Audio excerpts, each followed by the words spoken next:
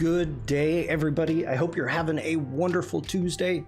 I hope you had a good weekend. If I didn't get a chance to say hello yesterday, Stian, it is great to see you. Oliver, happy World Photography Day.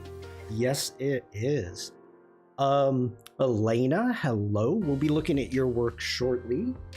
But to give you a sneak peek, what we're going to be talking about for part of the day is I have a very old light meter that is from East Germany. So we're going to be talking about photography today since it is World Photography Day. But let's go ahead and take care of some introductions to begin with.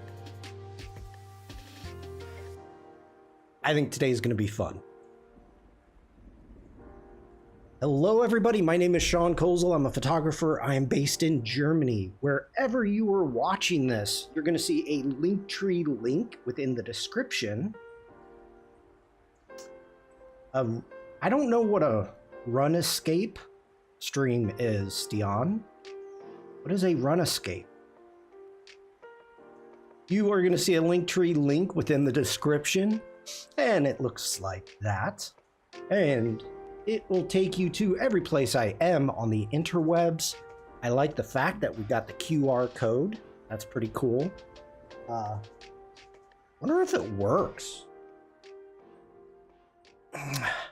RuneScape. I know, Oliver.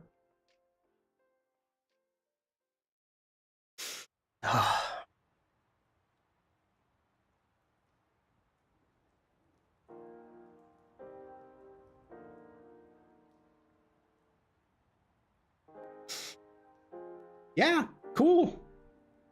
It works. All right. First use of the camera.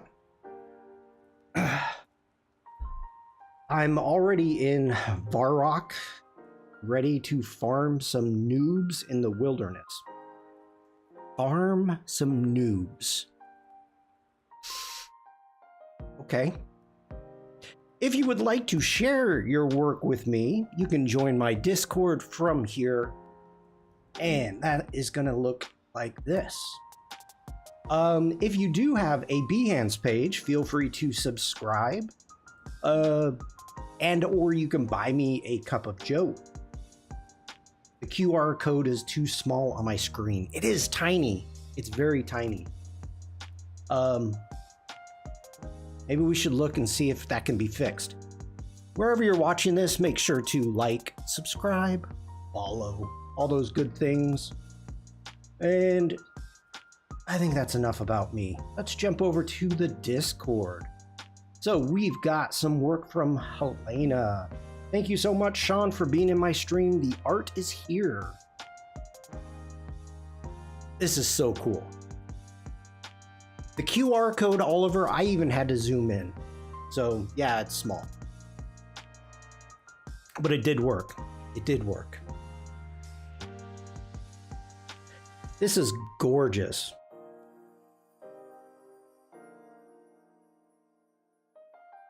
So good. So good, Elena. I love your work. I really, really love your work. So good.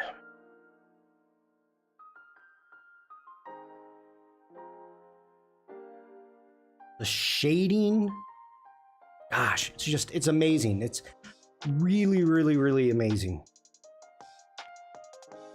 Yeah. It's so far beyond anything that I can do. Sometimes it leaves me speechless, which is very rare for me. But thank you so much for sharing. Keep the good work up and keep sharing. So that is pretty much all we have to take a look at. Let's go big head mode. So today being the World Photography Day, I wanted to talk about some of the photography. So first off, let's talk about the day, and we'll go through that. And then I've got some cameras. I've got a very tiny collection of old cameras that we can take a look at and just kind of talk about it before we jump into Lightroom Classic and start doing some editing. So, okay, get set up here. And first off, I'm in the about, but that's fine. Let me paste this into chat. If you're interested, let's jump here. This is the homepage for World Photography Day, and there's not a lot to it. It's more or less trying to get people to tag them, social media, stuff like that. But they've got some other tabs that are pretty cool to check out. The good one for today is about World Photography Day. So I am not going to read this whole thing, but I want to give a couple shout outs that World Photography Day has been celebrated for decades now. And it's thanks to 3 passionate photographers from different parts of the world. We have O.P. Sharma, Korska, Ara, I'm probably butchering that name, and John Morzan. So the idea came up from O.P. Sharma in India in 1988. And he pursued the idea and reached out to different photography groups. And let me know in chat, have you ever been part of a photography group? I was part of one. Stian, no. Well, okay, hold on. We'll get to the history. We can talk about it. But Stian is saying it wasn't the first photograph taken in 1824. Possibly. The thing is, like, people from all over the world, I don't want to say all, there were people from all around the world that were working on different ways of doing photography. And so saying the first photo, which the first photo that we know of, that uses the type that we are celebrating today, that's the thing, was taken from a gentleman's studio, like his apartment, through the window of, I want to say Paris. I know it was in France. Street. Like, that's the first photo. But we'll get into that. We will get into that. Okay. We do have some ad breaks that are going to be starting shortly. Yeah, I'm going to continue going through this because if you would like, you can read it on your own. But, let's see. The first, whoa. We got a big boom from Elena. Thank you, Elena. Wake up, wake up, wake up. You only get a thank you. There it is.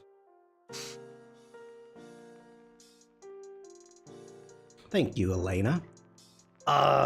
Let's see. The first World Photography Day happened in 1991. And it took place in India mainly. And what they did is some of these photography groups ended up doing some, obviously at that time, in-person concepts. And then they started doing online in August of 2005. And then in 2010, it was promoted for a time online as World Photo Day. And that was in Australia.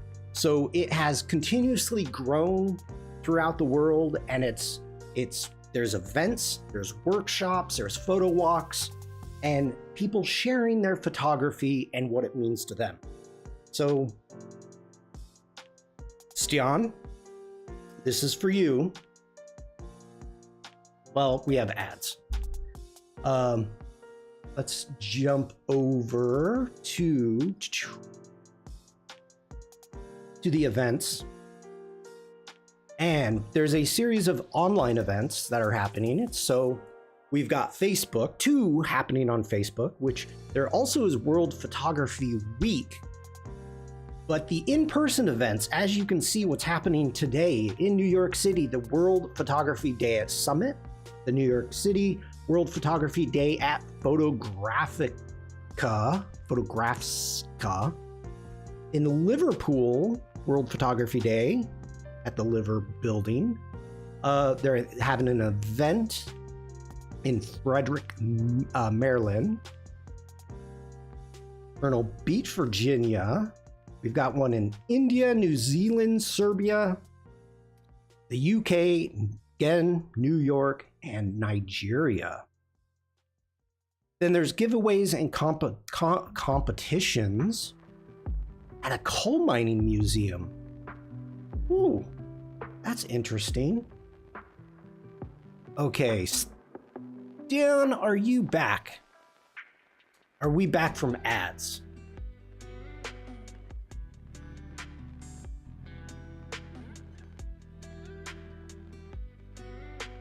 Stian is back. Okay, so let's zoom into this a little bit more. So World Photography Day is celebrated on August 19th to commemorate the invention of the daguerreotype,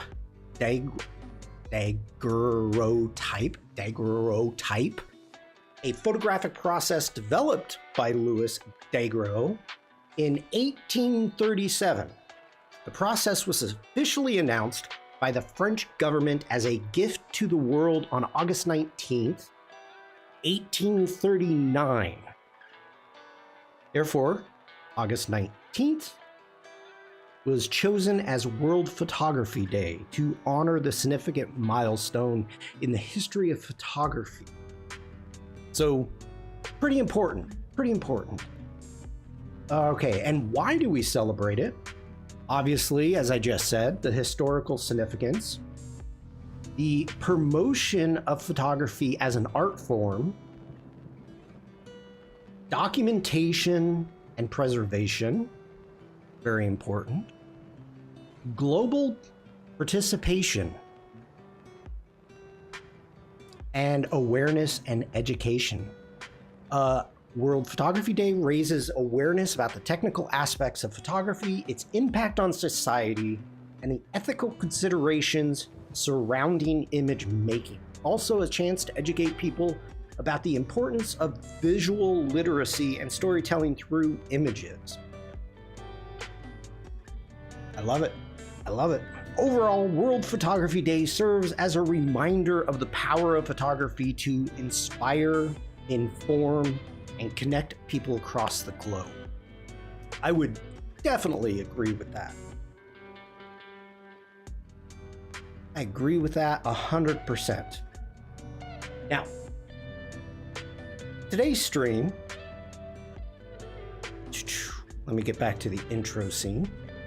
My first camera, and let me go back even further. Photography I've always been around photography. My dad has always had a camera. I remember as a child, first camera was a newer version of this box camera.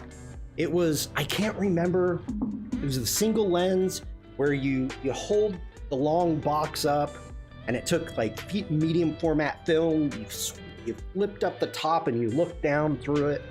I remember that as a kid. I remember that one as a kid. That was his camera. Now, let's go back even further. Now, my family, on one side, is from Rochester, New York, which is the home of Eastman Kodak.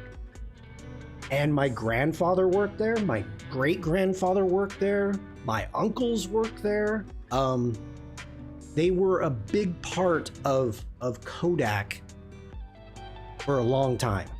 To the point that I actually have, and it's back there in the safe, stock, not worth anything anymore, original stock certificates from Eastman Kodak. Very cool, very cool. And if you ever get the opportunity to go to Rochester, I cannot say enough about going to the Eastman House. That is a museum for cameras and photography. And this was even before I was a photographer that I got the opportunity to go, and it was just amazing. So photography has always just been around my family. I didn't really want to pursue it. As a child, my first camera was a Kodak 110. For those of you that may remember what that is. And I probably still have it in storage. I may have it in storage. And then you can jump ahead where I have a Intel. So this was maybe 1990 something. I was working at Intel, late 90s, and I got like a 5 megapixel camera from Intel. And it was a camera, and it held like 6 photos. That's it. It was a regular camera, but it also could be a stream camera, a PC camera. That was my first digital camera. And of course, I've had tons of film cameras, point and shoot styles. The really cool one when first got married was a decent camera that was still film, but it came with a remote control.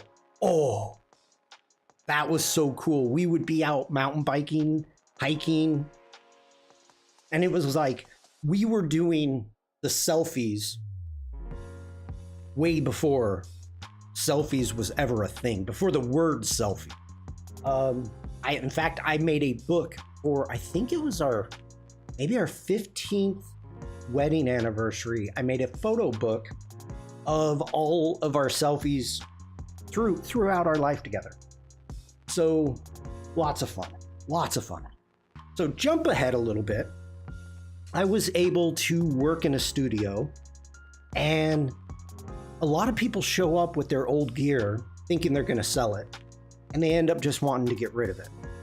So I have been lucky enough. I've never used any of these, but I've been lucky enough to come across a couple cameras. This is AGFA, AGFA, made in Germany.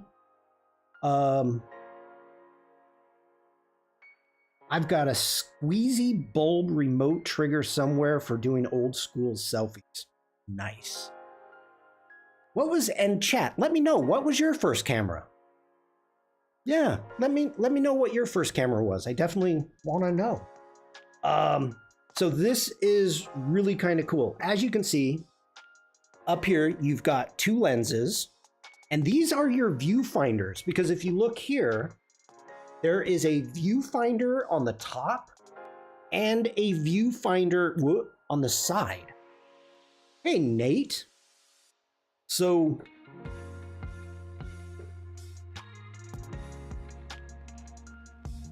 oh my God. Are you freaking serious? So 2 viewfinders. You also had tripod screw-ins. And yeah, that's pretty much it. Yasica film camera was our first camera. Very cool. Pretty straightforward. Let me see if I can open this. I haven't played with this for years and years, so I don't want to break it. Oh, there's the lock. Right?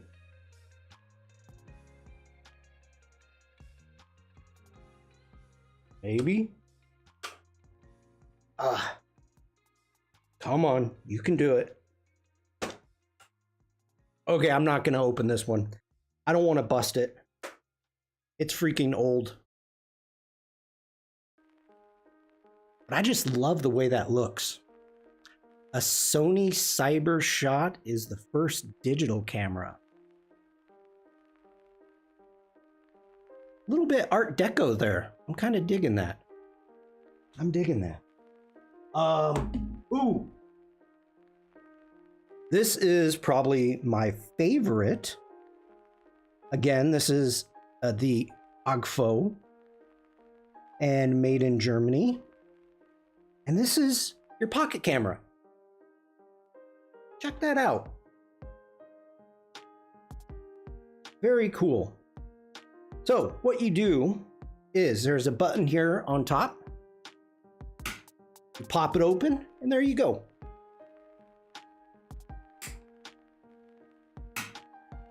I'm trying to show it on camera and I keep failing. Okay, one more time. Very cool. Loving that lens.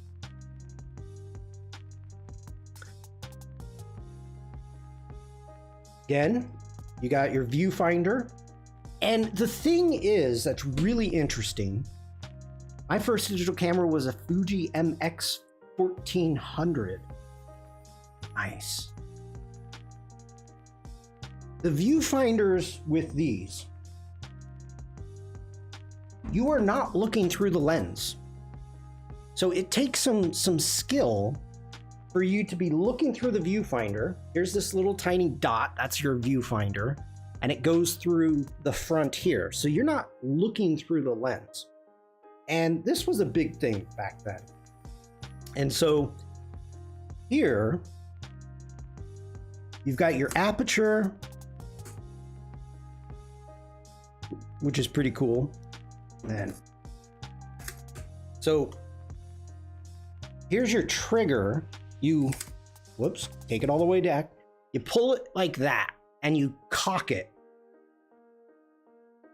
And then this is your trigger on the side.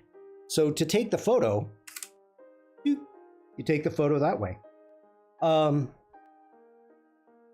Really cool. Really cool. I enjoy that one. That's probably my favorite camera. And then, same brand, just a newer version. Nice, sleek, very cool. And again, the viewfinder, you're looking through the viewfinder there. You're looking out the top up here. This one even has a flash. So we're getting pretty high tech. And more of kind of what you're used to when it comes to a camera. This one, well, both of them actually have a hot shoe for a flash. Did you just take a picture of us? Yes, I did. And that one's got a hot shoe for a flash also. That one looks more, yeah, this has got to be way newer. But really cool, really cool.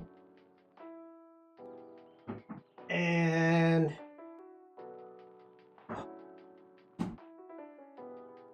then I was out and about. The first one looked like a cold shoe. You know what? You're right, Oliver. Because I looked at the top, and if for those of you that don't know, show the difference.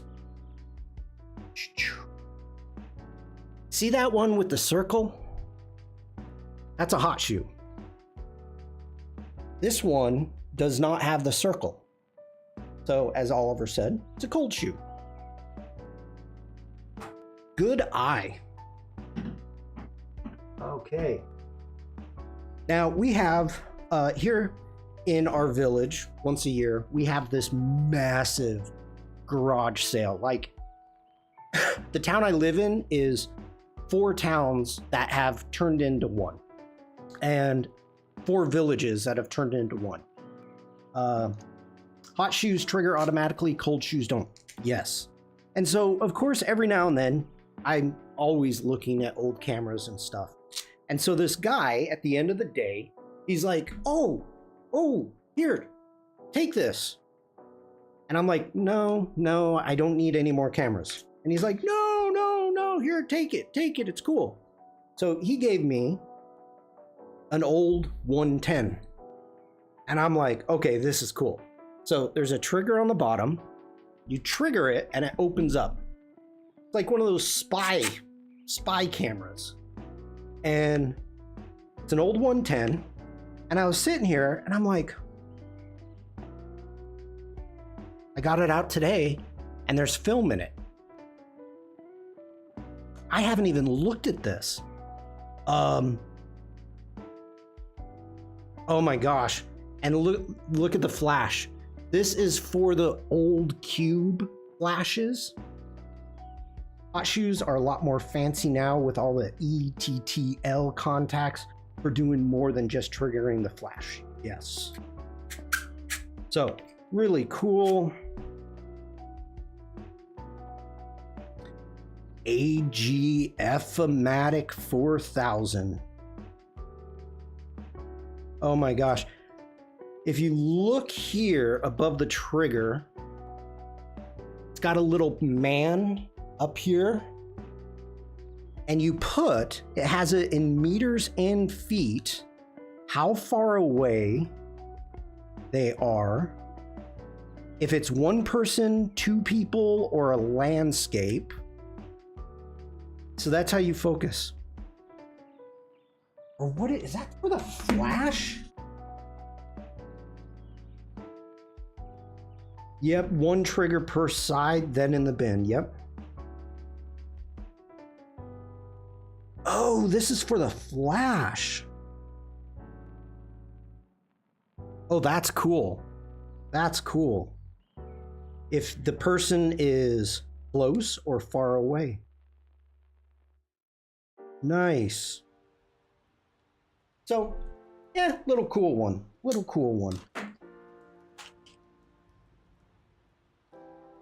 And, oh, why did I do that? Let me get this right. Come on. Oh no. Hold on. Got to get my Leatherman out.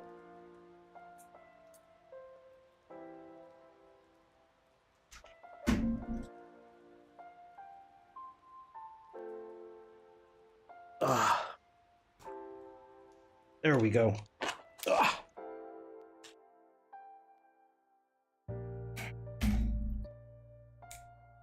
I use a carrying case.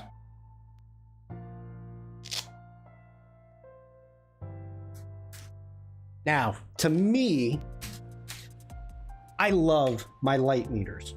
Love them. I came across this, and I am like, this is so freaking cool. This says it's a color finder, and it is quite chic. It's a 6-doe matte. What you do is you slide this back and it shows your settings, and everything is so small. Bring it all the way back. There is your lens, and you point it at your subject, and you can sit here and adjust it. And as you adjust it, you're going to see the numbers move.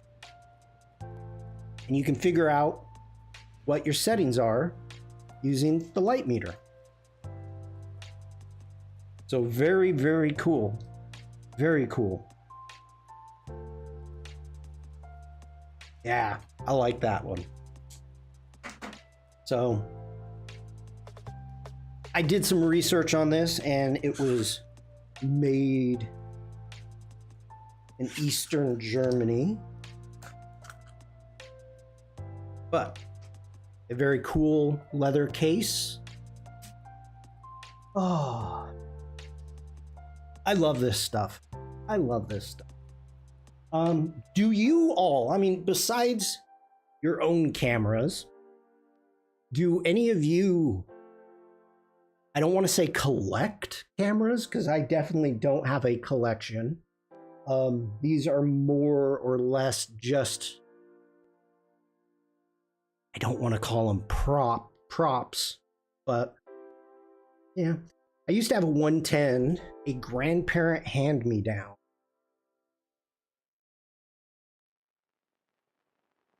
I think I was about 10 when I got my 110. It was a Christmas present, which was nice. Okay. Do any of you have old cameras like that? Stan says my parents had an old film camera. I think it uses film, but it's handheld.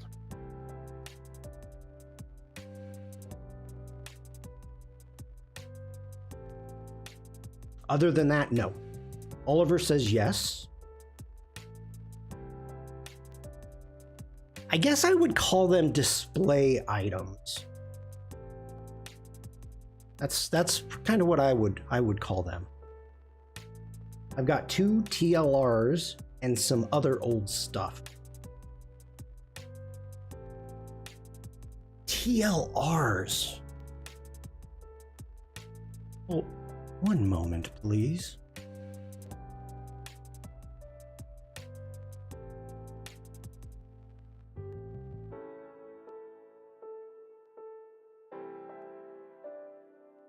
The twin. Oh.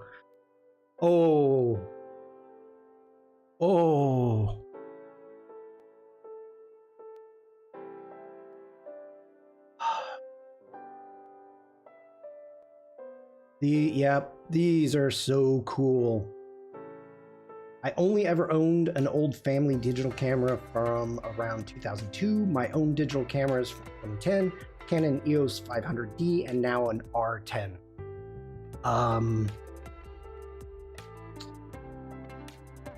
So this is the kind that I was talking about that my dad had. This is a Minolta. The one my dad had was a Kodak. It wasn't a Minolta. I was at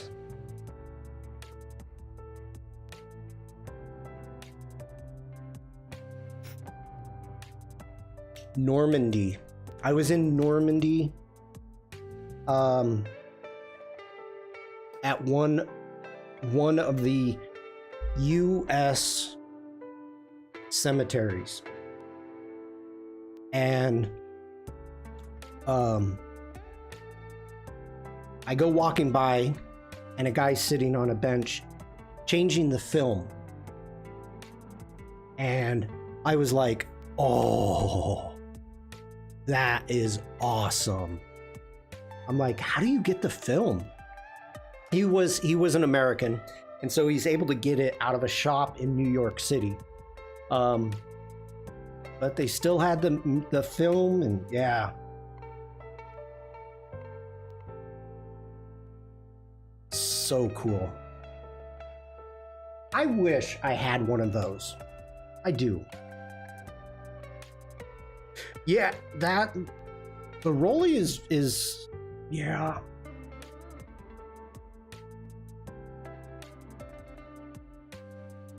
Like, look at this one. I know it's blurry because I'm zoomed in, but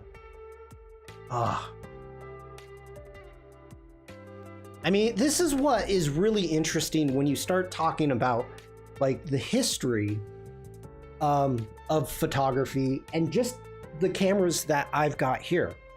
Like, I don't know if you all know, and I'm not going to say remember. Oh, here's a good one. Oof. Why are they so low res? The Kodak Brownie used to be a box like this, and you couldn't open them. The original ones, what you did is it came with like 12 photos. You took the 12 photos and then you sent back the entire camera back to Kodak. They pulled the film out, they developed it, and then they sent you back a preloaded camera. I'm assuming that it was your camera. I don't think they send you a new camera every time. But they would actually pull the film out, develop it, and send the photos back to you with a preloaded camera. So it's pretty amazing just to kind of look at where everything is gone. I mean, it's really crazy when you think of the changes that have occurred to photography, you know, in the last decade. 20 years. So, just, oof.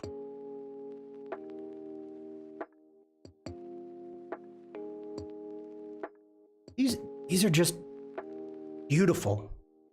These are just beautiful to me. Check Discord. Okay, I'm on it.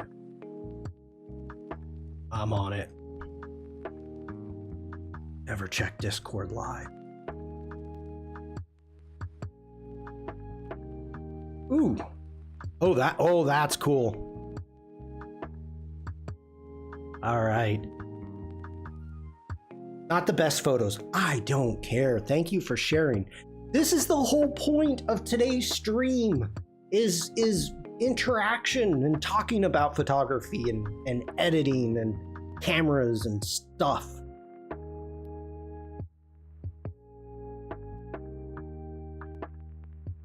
Is that a double lens cap?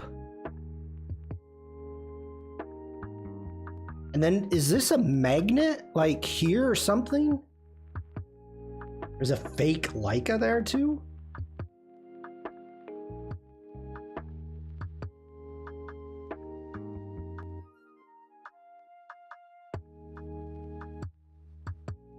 That Olympus could be used today.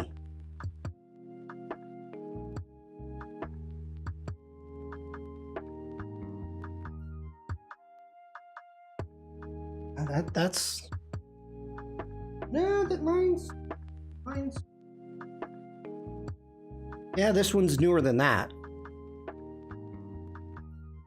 Yes, I said that right.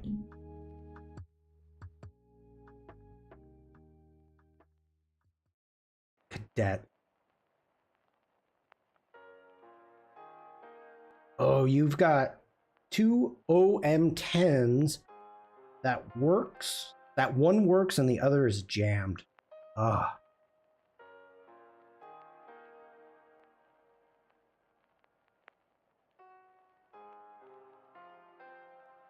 Oh wait, which is supposed to be the fake Leica?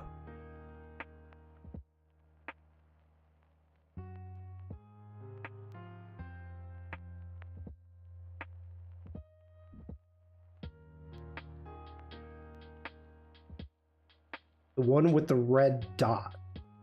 One with the red dot. Oh, sneaky. Yep. A Halina? Halina. Yep. That's funny.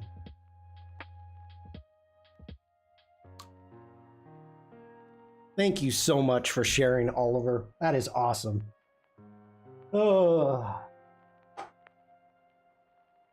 very cool. Okay, let's get back.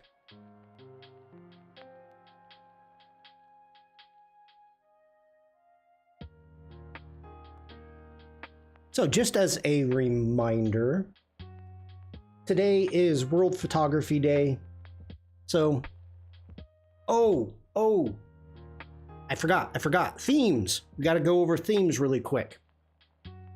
For the 2025 World Photography Day, the theme, which I think this is kind of, personally, I think it's a lame theme. It is. My favorite photo. So if you want to take part of World Photography Day by sharing your photography, your love for photography, or just sharing some of your images, you can use the theme My Favorite Photo and use hashtag World Photography Day and World Photography Day 2025. If you go into World Photography Day photos, they're trying to reach 1.5 million tags in 2025. Ooh. You can see people are posting some interesting posts.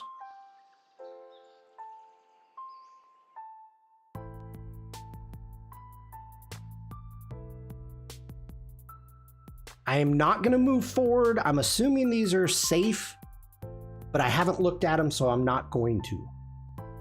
I'm not going to move forward. The Flexo TLR, I had to repair. The mirror fell out. Ooh. Oof. Oof. There is an exercise.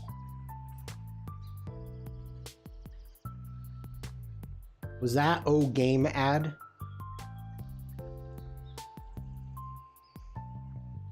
I don't know. I don't know why I'm getting game ads. Now I'm getting Candlelight Wiesbaden.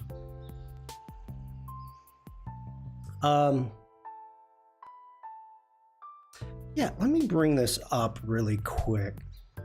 We can talk about this.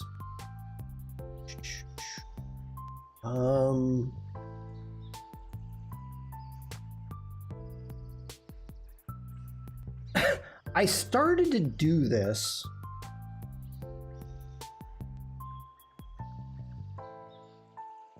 I need to make sure that I can share some of these. That was COVID.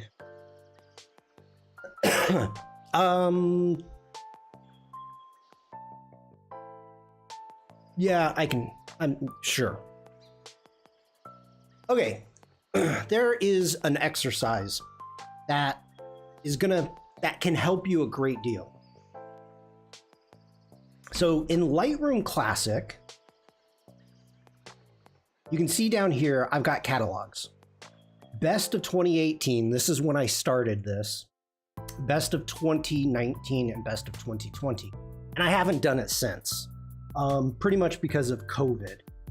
But if we come back, what you do, the exercise is to create a catalog. And I can zoom in a bit. And unfortunately, I have the wrong... Hold on, let me see where these are.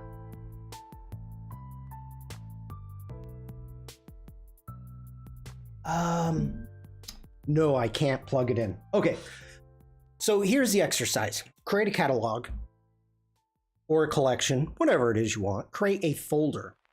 And you can only have 10 photos. That's it. You can only have 10 photos. So have it like the best of, and this isn't to share with anybody. This is for you and you alone. So that way you can, throughout the year, if you need to choose a photo and you're like, oh my God, I love this photo, I want to bring it in. If you bring one in, you have to remove one. So this is a really good exercise to kind of start teaching you to go in and pick and choose and look and be, not just creative, but taking a look at your images and having to make choices. And in turn, this is going to help you cull and see images that you like. These are from 2020. Ah, nice. So you don't end up with all your photos in a favorite folder. No, this is an exercise. You can still have your favorite folder, that's fine. But the exercise is that 10 is the most that you can have. That's it. That's it. So these are images that I took when lockdown was kind of let up. And so Mrs. Shawn and I just traveled locally trying to get some good photos. Now, for those of you that have been following my stream long enough, will know and remember these photos. These was right at Easter during lockdown. And we had a nice flood at the beginning of 2020.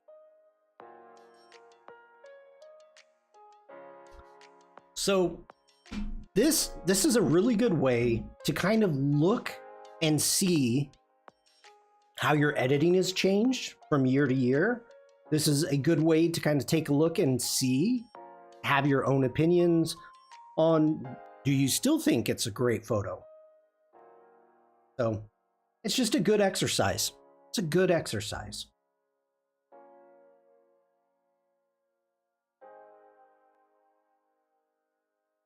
The reason I brought that up is because, let me get back out of here. Ooh, one moment, please.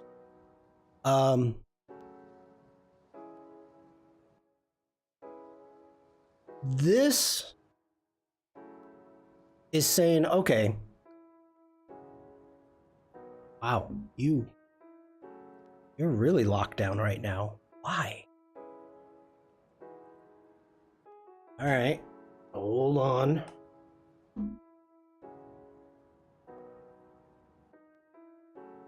There we go. Okay.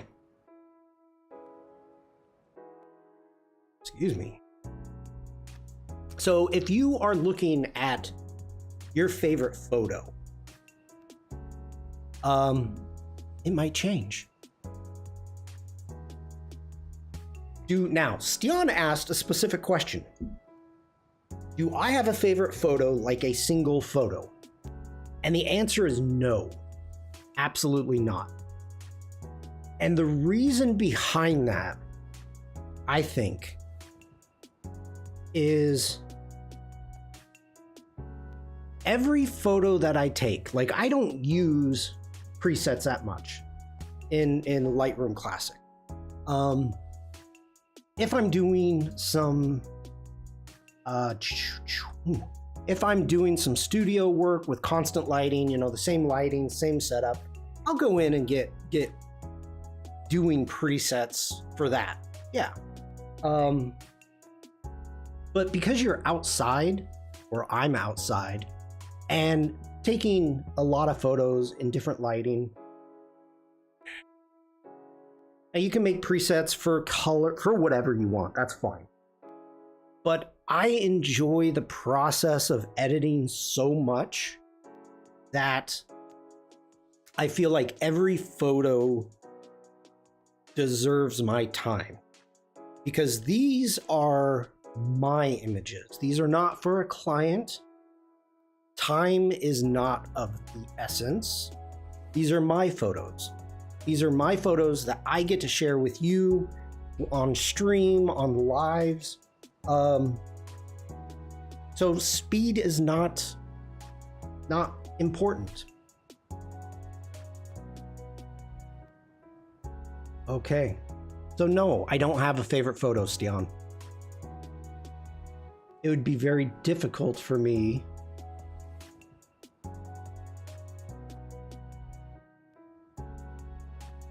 to choose something. And here's the other thing. Okay, like, you know, I love this photo. This is a great photo. I really enjoy it. I'm drawn to it quite a bit.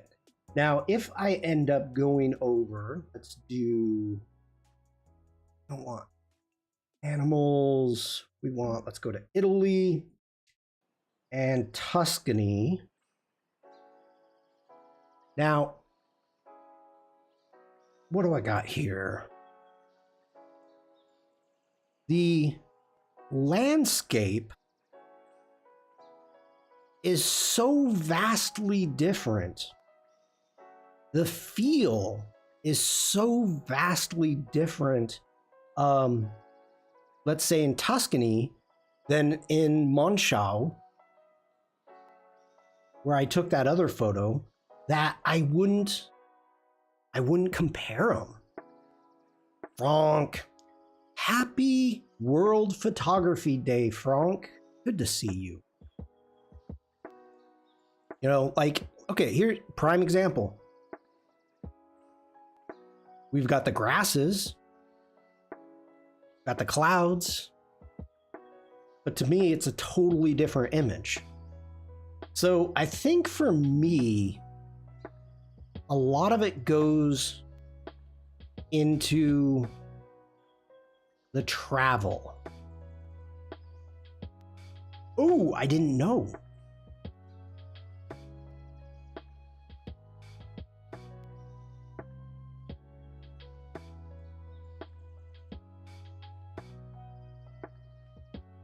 Well, I'm glad to be able to tell you then, Frank.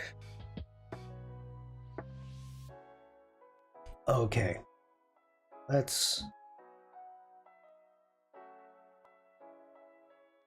So today, let me jump back over here.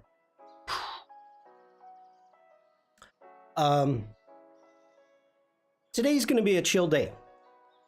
We're just going to be maybe talking about photography.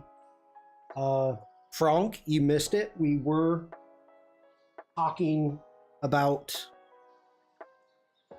old cameras and kind of the history of photography and gear.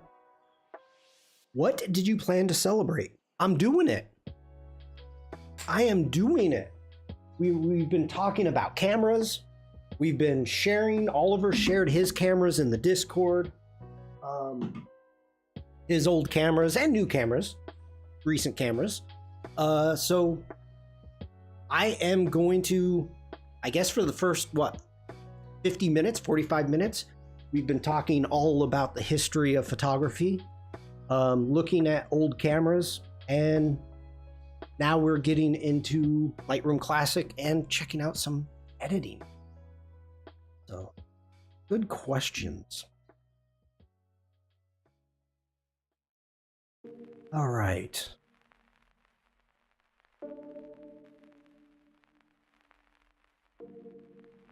I want to see if there's any of these that I haven't edited that I wanted to.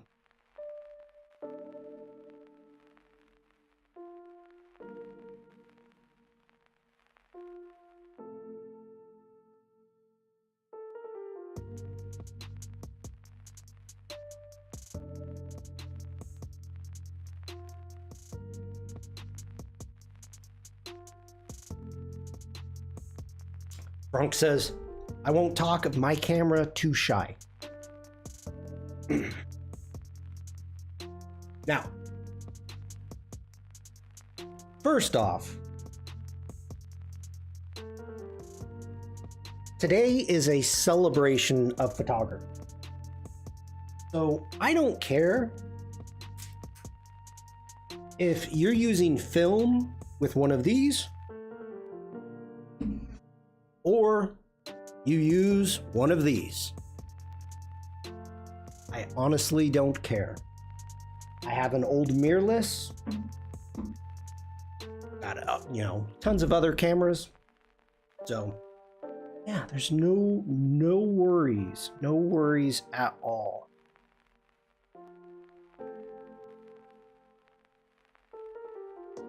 This photo's not jumping out at me. So much rain. So much rain.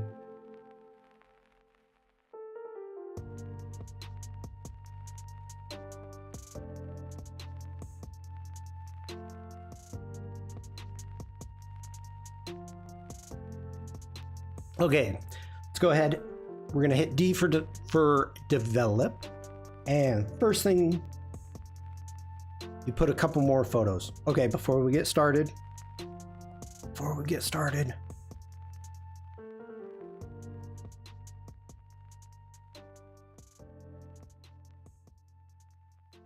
couple more pictures, another camera I got more recently, which could do with a cleaning and looking through the viewfinder of the Flexo TLR after I'd fixed the mirror back in place.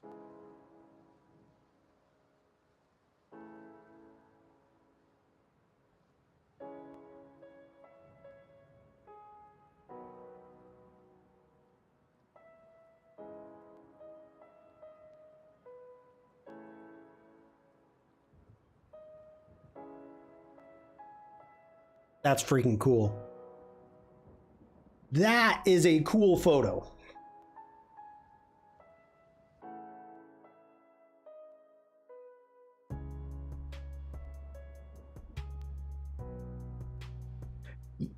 Good call. Reminds me of Camera Obscura.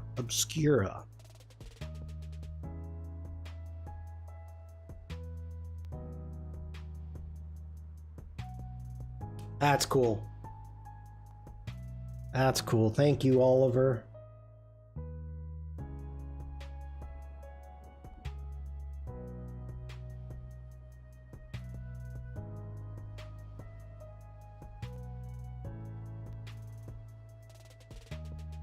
Oliver says, I can't take credit for that idea. A friend of mine took a similar shot looking into her old top-down SLR.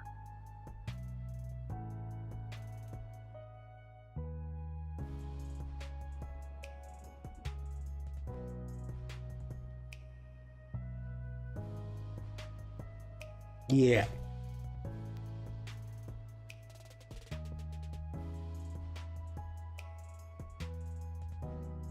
It's still cool.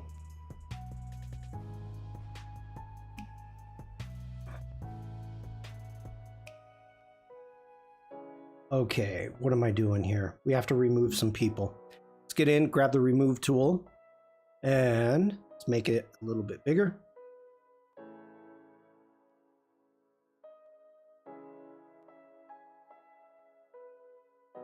Ooh, that did a bad job. Let's do a Command Z. It's all about stealing ideas and making them your own. Whatever your photograph, the chances of being first is very slim. That is true. But there's a difference from giving credit when credit is due, which I believe in.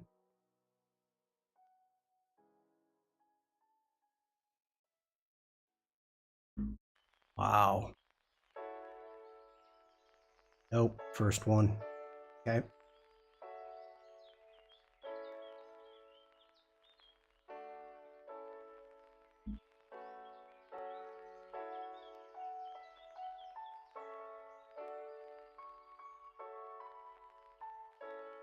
Perfect.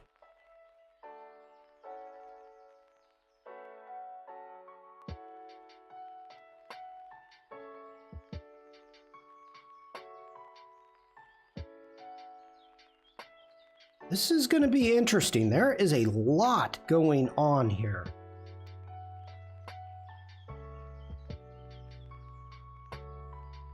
Drunk says, I have a vintage Canon AE1, which is leaking. Ooh. I haven't used for a decade, and an 8 megabyte Canon 350 XT. Not really in your game, folks. That's why I use stock images for my work. Hey, no worries. No worries.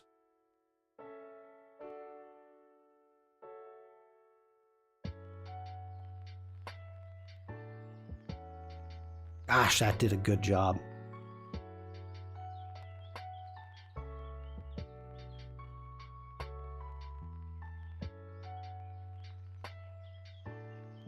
So much rain.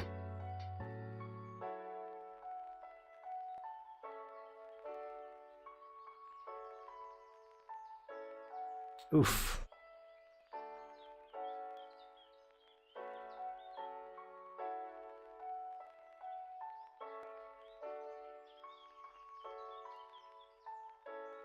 AE1 is a cool camera to have, though. It is. That's a beast. We had in the studio, we had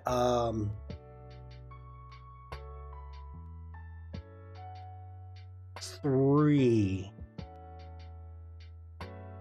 The studio resold camera gear quite a bit.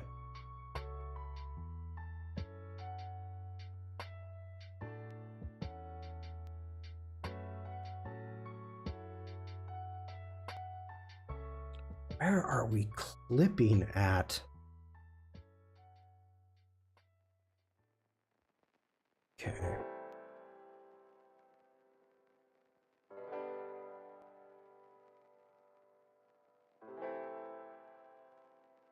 I don't like what we've got going on here. I'm going to bring down that contrast. I normally never do that, never bring down the contrast that much, but whew.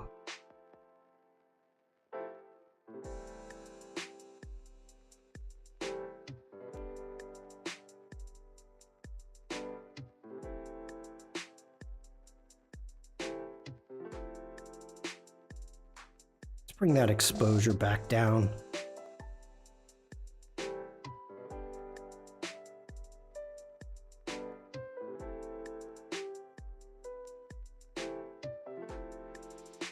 Still says we're clipping. Not sure where.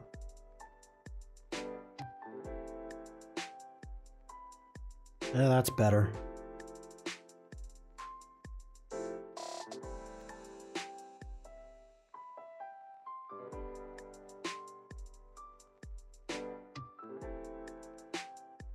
These whites seem so freaking bright to me.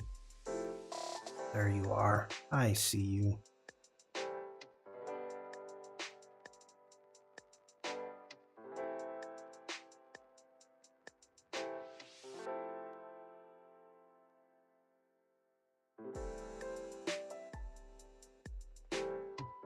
Let's get in the color mixer. See if we can get some of these reds to pop. Let's grab our luminance. Bring that up. Now, they are very white. People must keep their houses clean. Painted, yeah. Yeah. Okay, so when you bring the luminance up of anything, you need to add saturation back into it. So coming back, if you darken something, you need to pull the saturation out.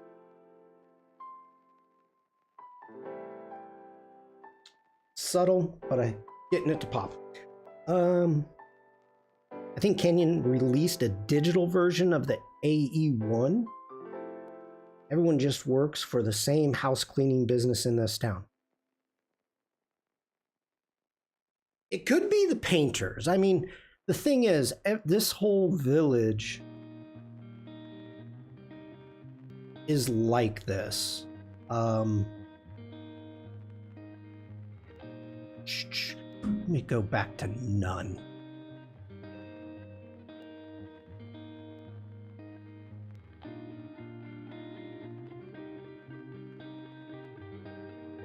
There's kind of a standard for all the houses. The half timber houses. They're all kind of white with the dark slate roofs.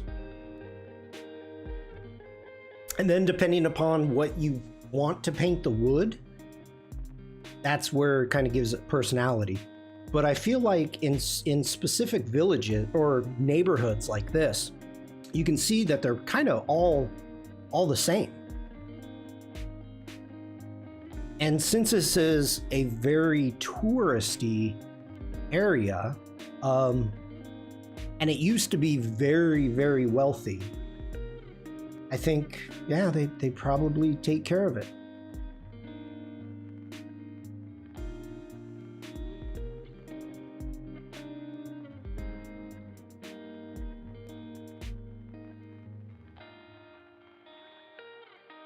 So much rain.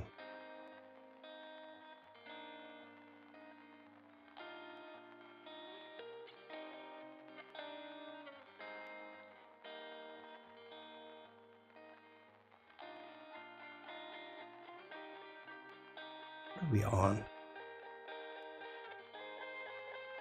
Okay, that's the hike.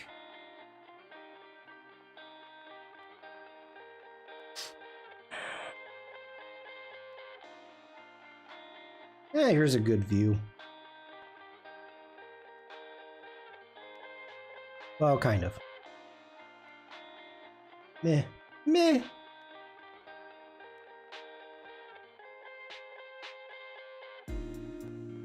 Let's see what else we've got. I want to work on something that I'm excited about. Let's hit all photos. And let's see. This is our Slovenia trip. Ooh.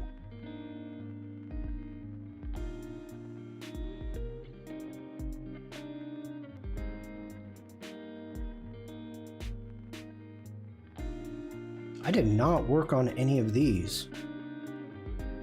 This storm front coming in.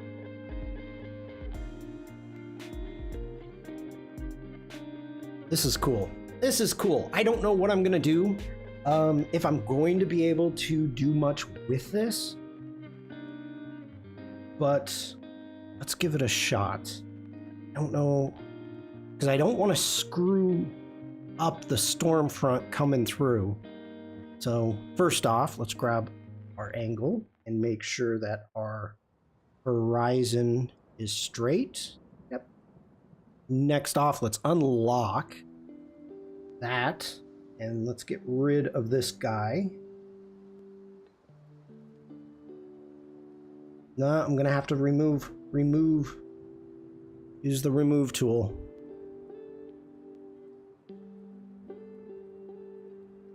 Okay. I'm going to do this in 2 pieces. Remove that.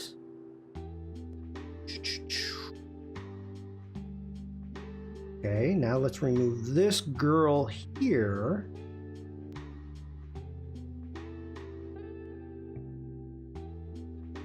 And I don't know if we can see the legs or not, but we're going to take a shot.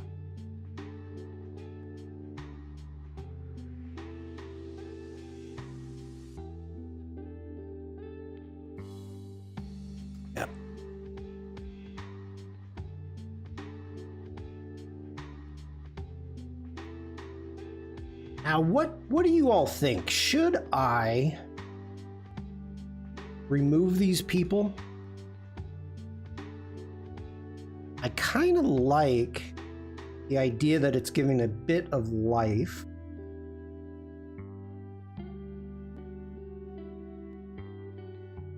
I may remove this guy. I don't mind the heads bobbing. Let's remove that guy.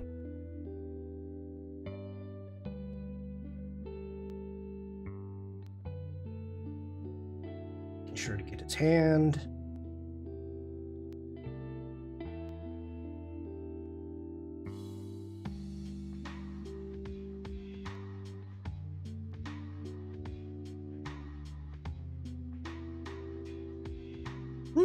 Three. Usually it's never three. Wow. Did a good job.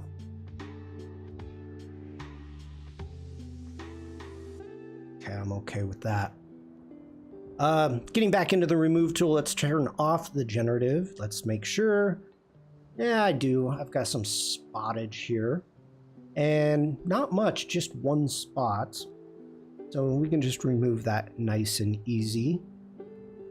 Have you all played with the spot removal? Have you guys heard about that in Adobe Camera Raw?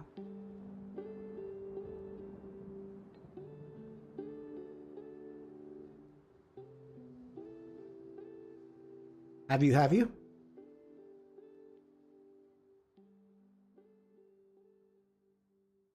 The new dust removal?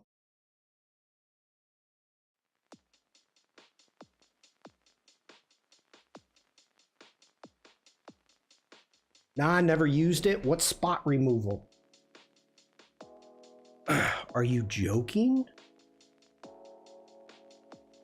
That is way too blue. Wait, new? Yes? It's only in Adobe Camera Raw for right now. It's not in Lightroom Classic yet, or Lightroom. It's only in Adobe Camera Raw. But let's take a look. Whoa. No, I don't want to. No. Stay here. Hit G for grid. I had an image.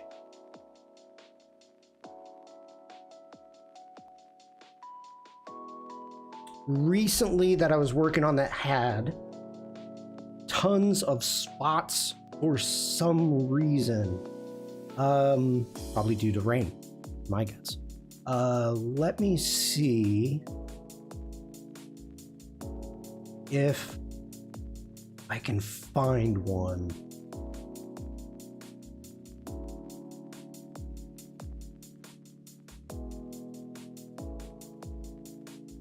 I'm trying to remember which one it was.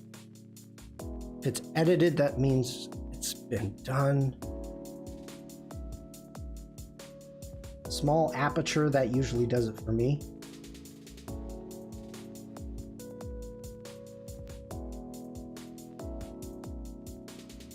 Oh, that's good.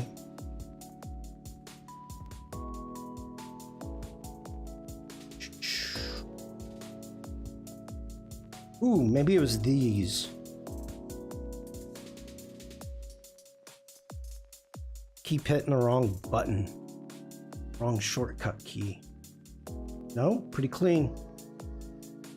Clean lens.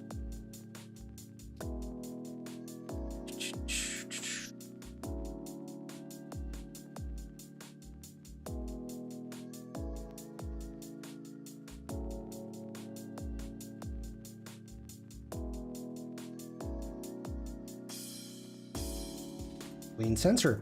F22 up and all the dust on the lens wants you to see it. True. No, something, I had a photo here, one of these, it was really surprising because it had a ton of dust, like, and I keep my stuff pretty clean. Like I have one spot right there.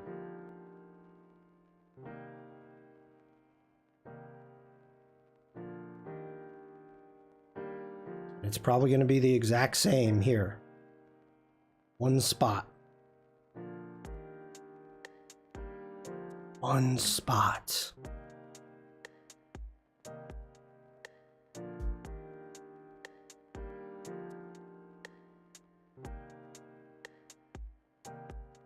Okay, we're gonna find a dirty.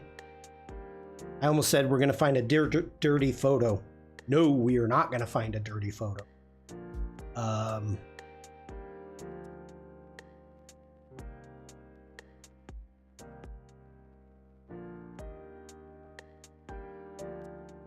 Ooh, I wonder if it'll clean up rain.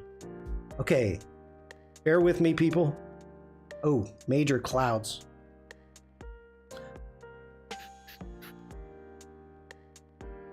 A couple spots.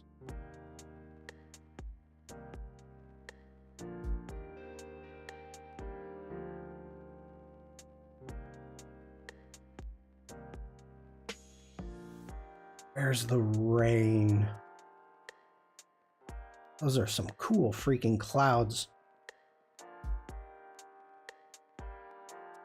Okay, it wasn't raining there. Wasn't raining there. Wasn't raining.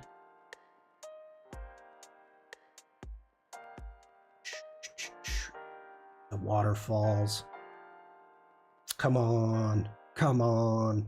Not the donkeys.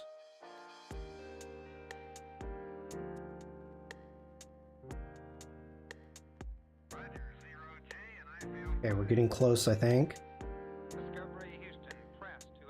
Okay, we've got spots.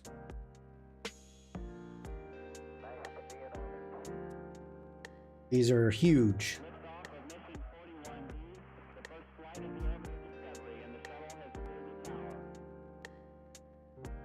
These are more like raindrops rather than dust.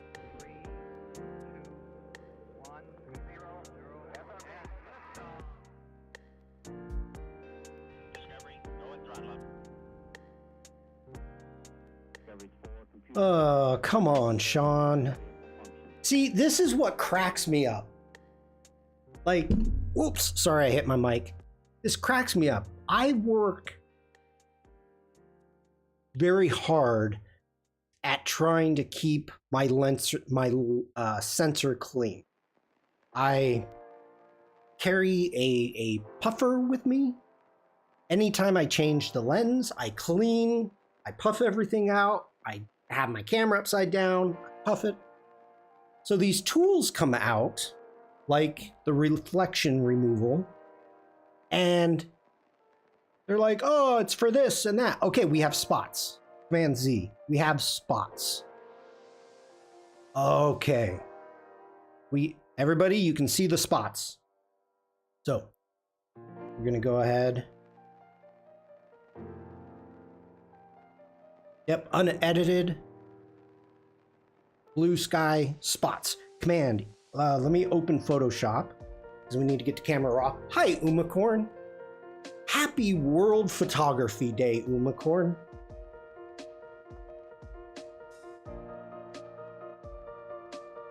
The most effect I put in, I turn back to the wind when it's dusty sometimes. Yes. Quick skill guide. Yep. Live co-editing. Yep. I know all that. I know. Thank you. Thank you for letting me know. All right. Let's do a Command E. Let's jump back over into Photoshop, and there is our image. Ooh, a new tool is available. Create a new tool. Create a new tool group and keep custom toolbar. Sure. View your new tool. Let's view our new tools. I wasn't planning on playing around, but we're gonna play around. Okay. We have our star tool. Ooh, why are you interesting? Let's go ahead. Let's make that our new star tool. Let's check out what we've got. We have a fill, so let's go ahead, give it a different fill. We can go ahead and increase the stroke on that. Thank you. Jumping over to our stroke, let's make sure, see what we can do here. And it's not giving us the option. We do have dotted line and dots. I like that. We're gonna keep the dots. Let's see, what else do we have here? Combine shade. Okay, no. Number of sides. So we can do it up there in the... Ooh, it doesn't have a live preview. Either in the properties panel or the toolbar. I do carry lens cloths. I don't use them much, mainly just when I notice the lens is filthy or I get water in it or something. Yes, I mainly carry these around for my glasses, but it comes in handy for the camera too. Okay, so we've got our numbers are rounded, as you can see. You are not giving me rounded. Okay, are you not live? Do I need to turn the stroke off?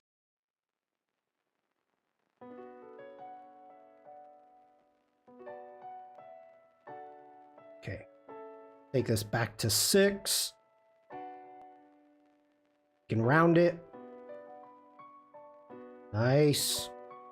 Make it extra pointy. Then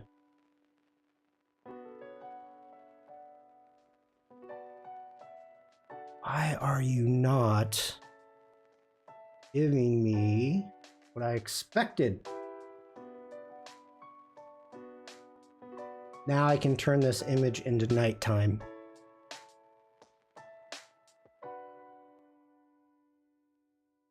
Let's grab a color lookup.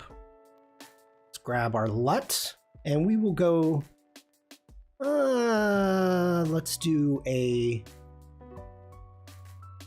moonlit, late sunset. Did they get rid of the day to night?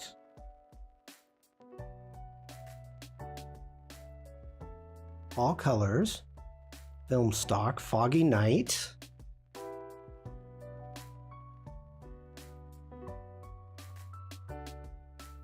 They did. They changed the name from day to night to moonlight.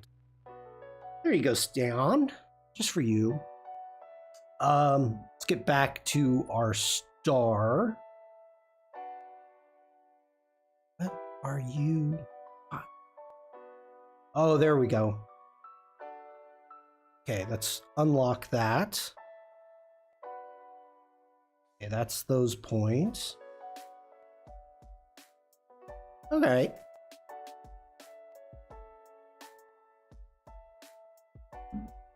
Okay, now the whole reason I jumped over here. Delete the star. Let's delete the color lookup.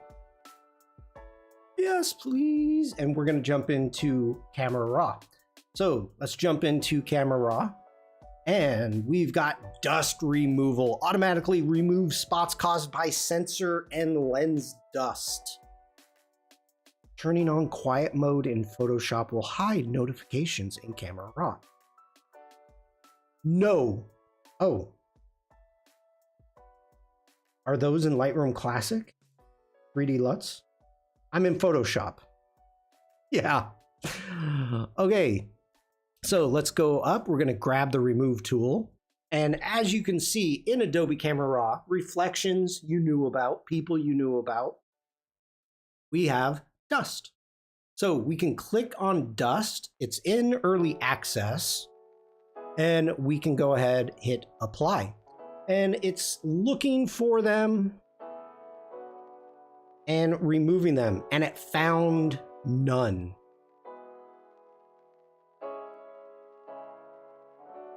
I know there's some. Let's grab the remove tool.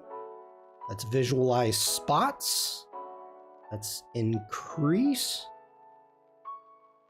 How is there no spots? How?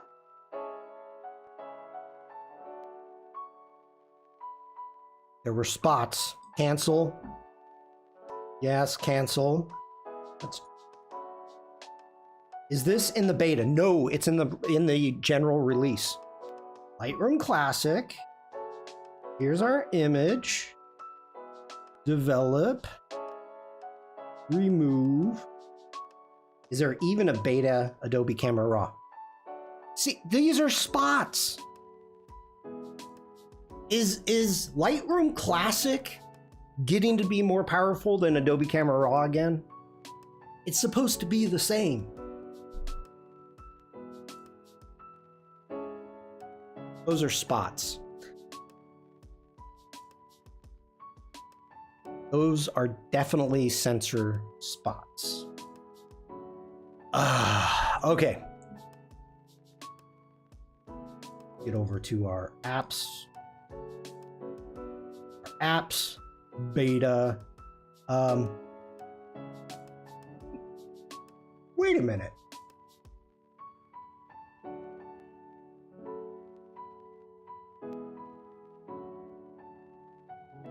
That is a really good question, Oliver. So let's go ahead, shut down, because I honestly don't have an answer to this. Let's shut down Photoshop. Let's go ahead, get out of this. Let's open up Photoshop Beta.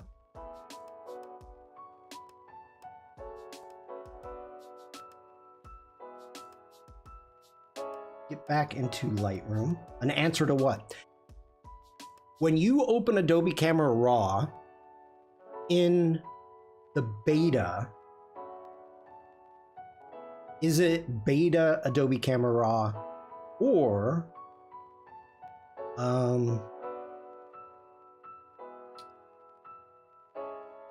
there's no external editor selected? Ugh, come on.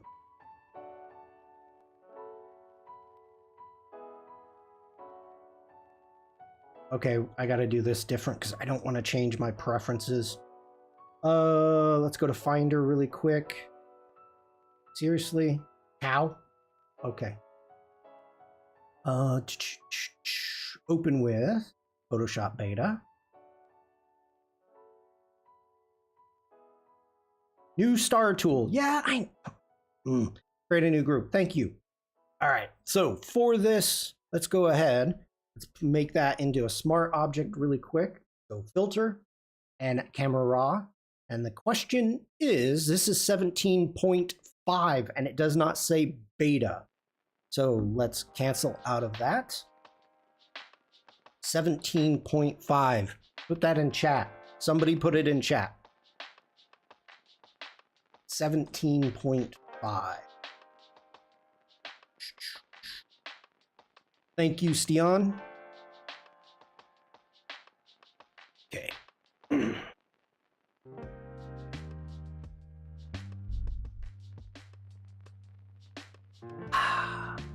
Let's go ahead, filter, Adobe Camera Raw, and 17.5. So no, there is not a beta Adobe Camera Raw. Now, okay, I'm going to clarify. There is private betas.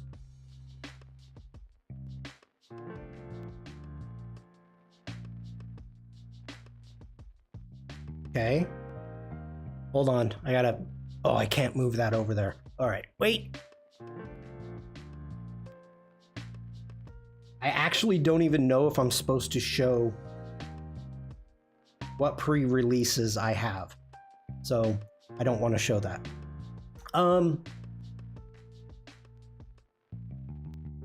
Okay.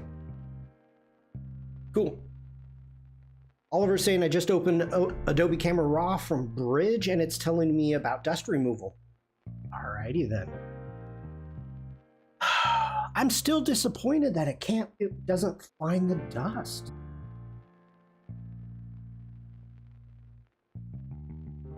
Why?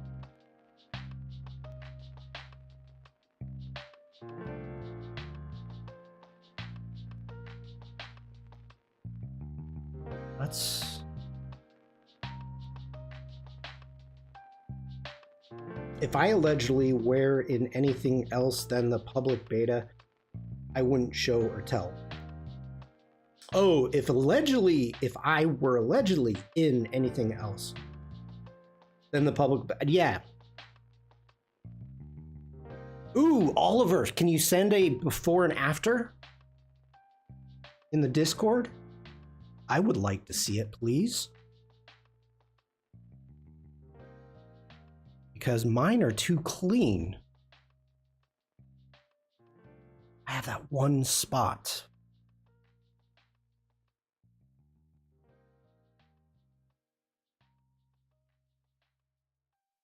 Gotta have a dirty.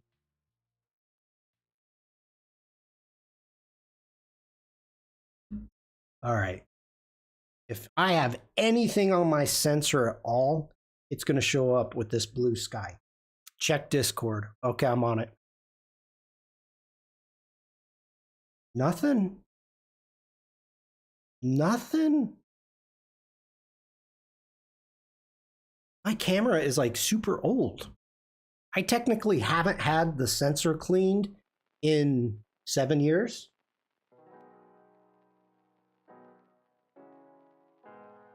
Okay. Let me jump over to the Discord. Okay. This is a shot that Oliver shared. And in the Adobe Camera Raw, when you use the dust removal, and it's just as if you're clicking around when you're in the remove tool. So it would actually show all these dots. And so it's gone through and pretty much instantly found all this dust and removed it instantly. Pretty much one click, apply. That's cool. That's cool.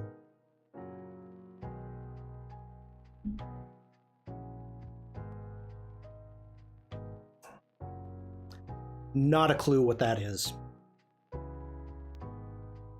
Not a clue. Thank you for sharing that, Oliver. I just need a dirty camera. Maybe I need to go throw, like, take my old camera and just throw some dirt in it. It's a springtail. A springtail.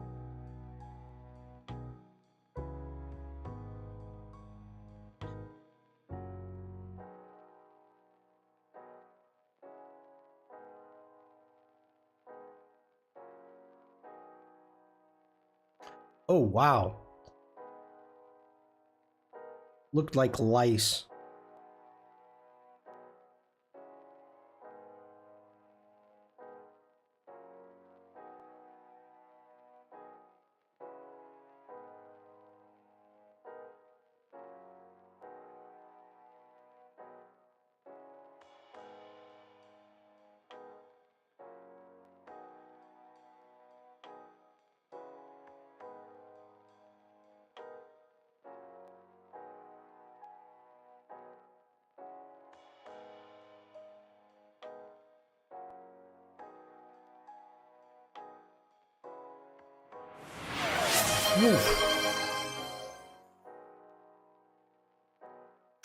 Frank just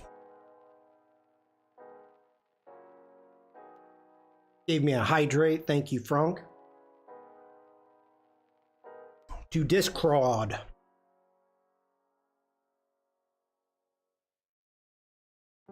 Whoa, get back here.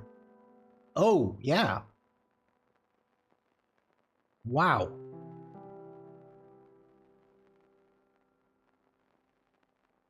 Why is Lightroom? What are you doing? Lightroom Classic does not provide access automatically. Yeah, I know. That's a lot. Frank, have a great day. Thank you for being here.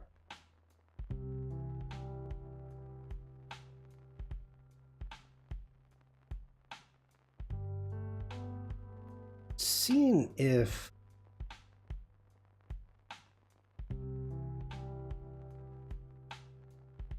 no, that edited.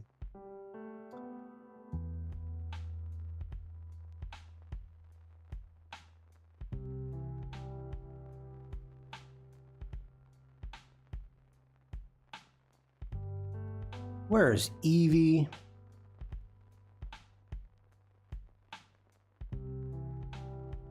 We're in Wales.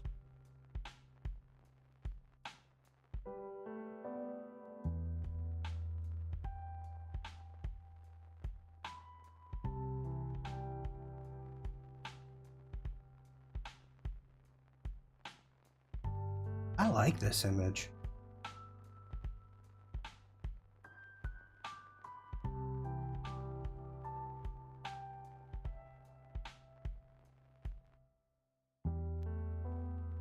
That's interesting. It saved the dust removal to the XMP file, then imported it into Lightroom Classic.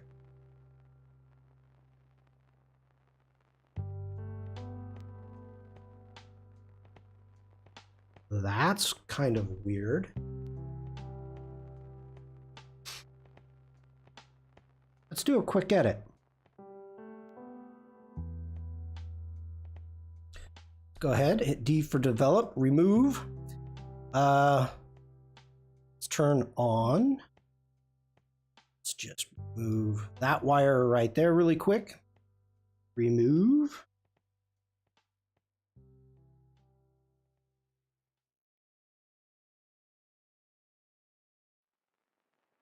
Why? Why?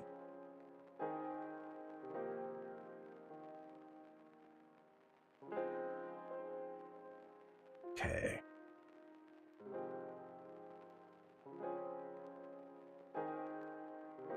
Let's jump into our, let's do some global.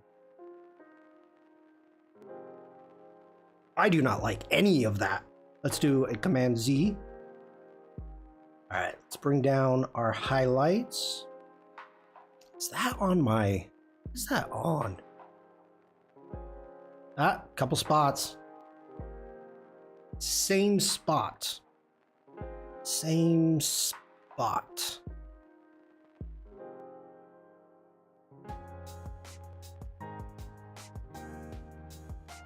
It's not showing the dust removal selections in Lightroom Classic, but the dust is gone after importing the XMP. That's good.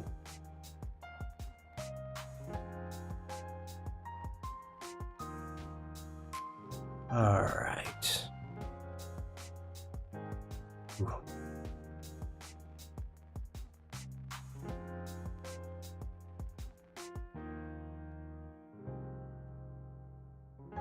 Okay, now let's jump into some masking. Let's select our landscape. And we've got our sky. Got a mountain. Vegetation, which I'm just going to select both of those. Yeah, that's dumb. Just select those two. Let's create that. That also means Lightroom Classic knows what to do with the information in the metadata, which suggests the feature is on the way.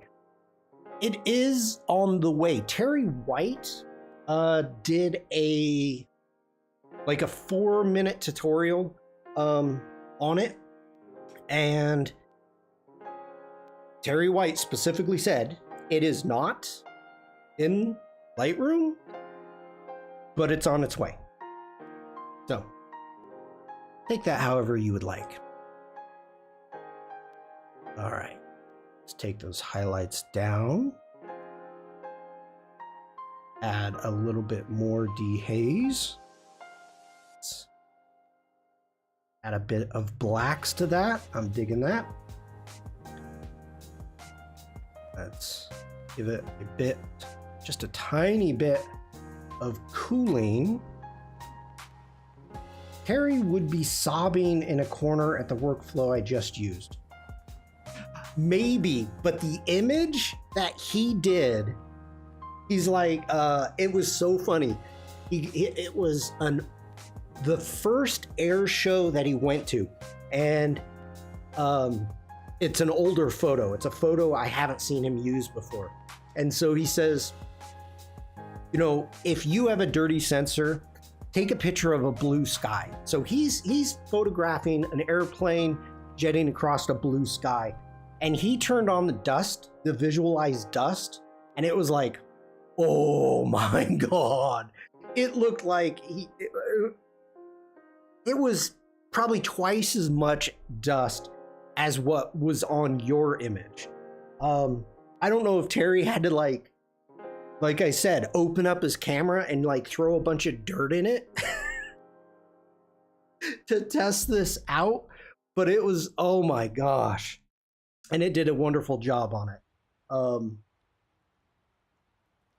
It missed, from what I could visually see on the stream, it missed a couple spots, but that's better than, you know, having to sit there single click 50 spots in the sky.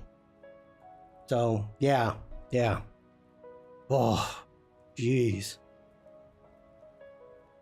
That was funny. That was funny. Okay, let's go ahead. Let's open up our shadows just a bit. We're gonna give this just a touch of warming on the greenery. Let's add some texture in on our fields. Give it a little bit of clarity.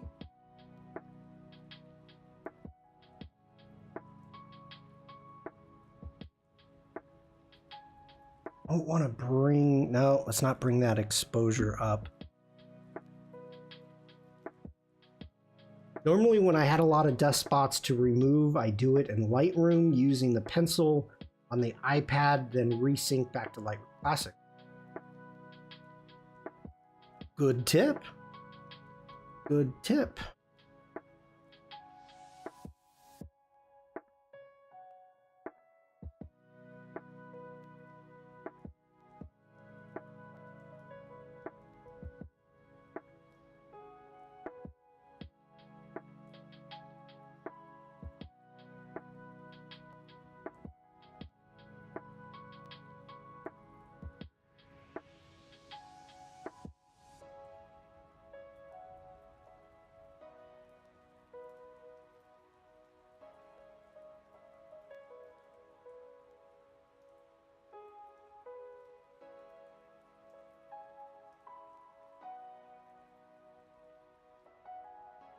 Okay.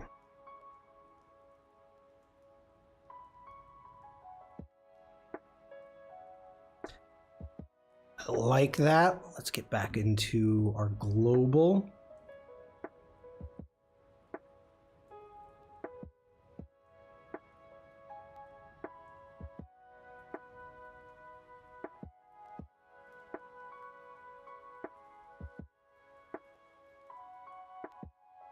Oh, I don't like what I just did to that foreground. I do not. We need to make a new mask. Let's grab a mask. Let's grab a linear gradient.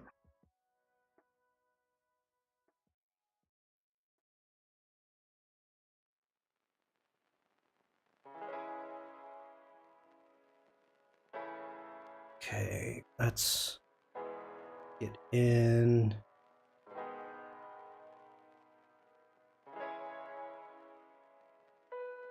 Bring down saturation a little bit.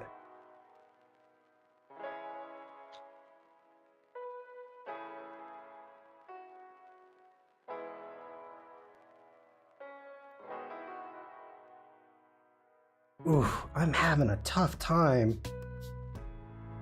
with this one freaking spot.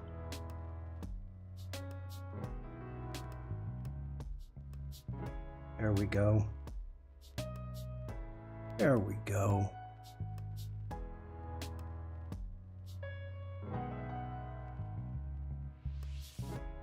That's the before.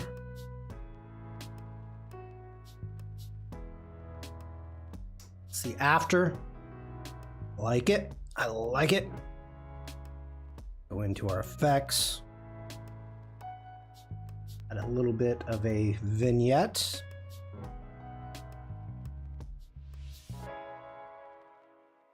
You know, on this day, World Photography Day, I saw a video and I got about halfway through it. This was yesterday, I think I was watching it. And the guy doing the video, he was saying that people are turning their back on mirrorless, going back to DSLRs. So he kind of gave a little bit of a bit that he shot Nikon, shot Canon, and ended up going mirrorless, shooting Nikon mirrorless. And for fun recently, he decided to get his Nikon 850 out. And he brought it out and went and did a shoot with it. I think maybe a trip or something. And he's like, I had a ton of fun. The idea of getting back into the manual settings. And he goes, you know, to give the history, cameras, the reason I zoomed in is because all those dots are sheep. I think sheep or rocks. I'm thinking sheep. He says the camera companies all of a sudden quite abruptly and said, we're done with DSLRs. DSLRs are done. You know, Nikon said they're no longer going to be making the DSLR lenses. And, you know, I don't know what Canon is doing, but blah, blah, blah. You know, DSLRs are done. We're done. And we're going mirrorless. And so I'm watching this and I'm like, Canon's not making DSLRs anymore. Okay. He is aware that mirrorless still has manual mode, right? Well, I don't mean manual mode. I mean,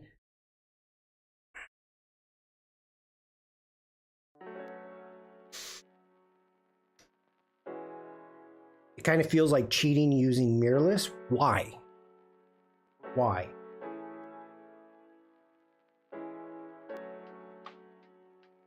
The idea that I got from him is the fact that mirrorless has so many autofocus functions, the 3D tracking, you know, and my camera has 3D tracking.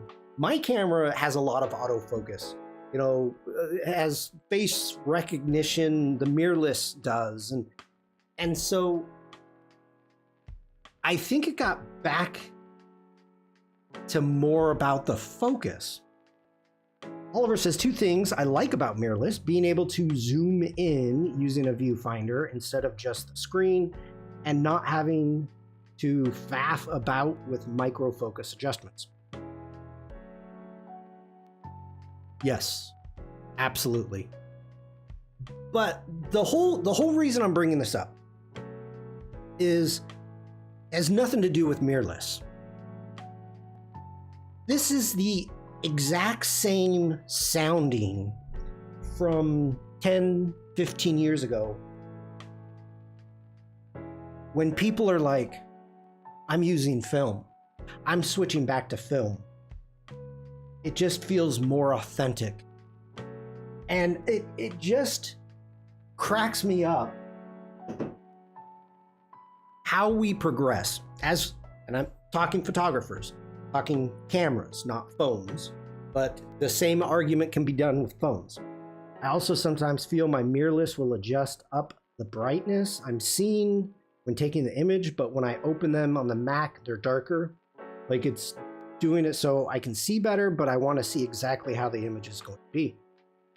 Adjust the brightness of your screen. Could be some setting I've turned on in my camera though. Yeah. You got to remember, cameras, there's a lot of functionality, and one of the big ones that a lot of people don't know about is being able to adjust the viewfinder for your eye. I can see it turning up the brightness. Microfocus is not applicable to mirrorless because the focus is done at the image sensor plane instead of using a separate sensor array.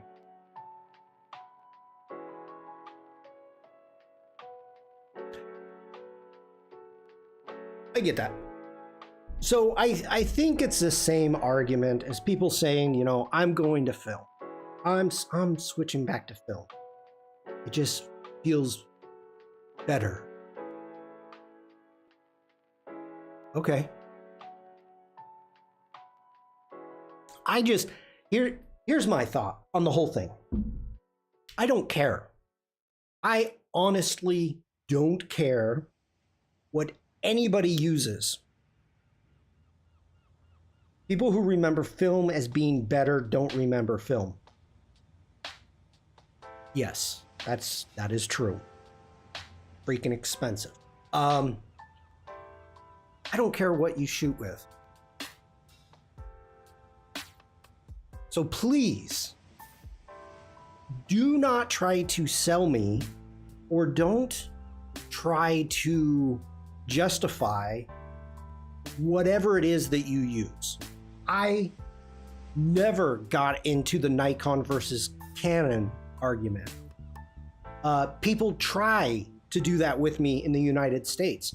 People intentionally see that I'm shooting with a Nikon, and they come up to me and they're like, well, why aren't you shooting Canon? I'm like, because I lived in Europe. I was in Europe. And there's more Nikon. There's more Nikons, and the studio that I was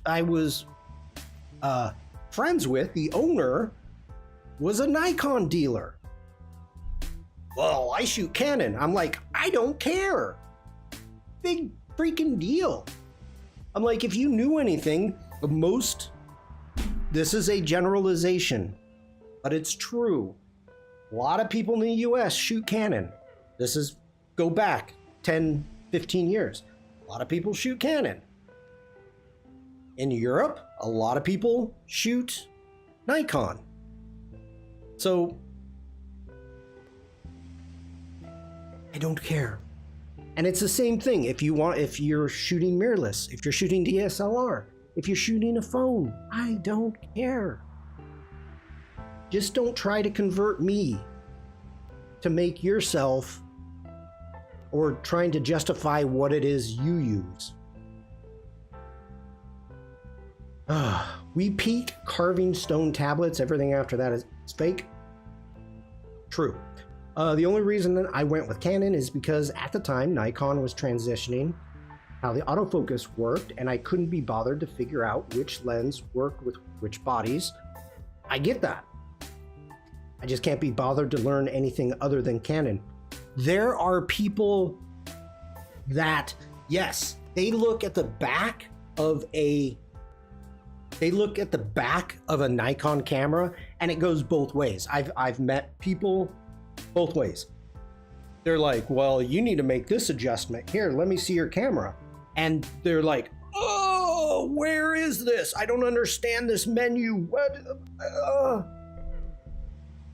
Come on. You don't freak out. Third floor, good to see you. My only concern about gear is curiosity. What are you shooting? Cool, I'm shooting this. That is perfect. I mean, by the way, third floor, happy World Photography Day. To be fair, it seems like every time Canon releases a new body these days, you have to relearn all the controls. Yeah. I mean,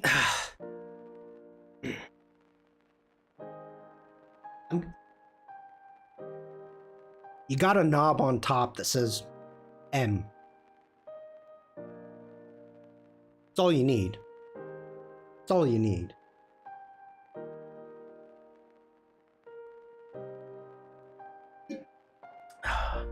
Shawn says, yes, it used to be simpler. Okay, This is from the same person that says we peaked carving stone tablets. Everything after that is fake. Stone tablets were not easier or simpler, Stian. Oh my gosh, I was there, I know it.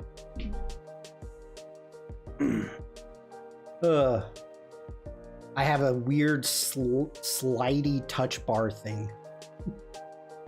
Like if you knew one Canon camera, you knew them all. The learning curve, okay, to be honest, if you are shooting, now I've shot Panasonic, Nikon, Fuji,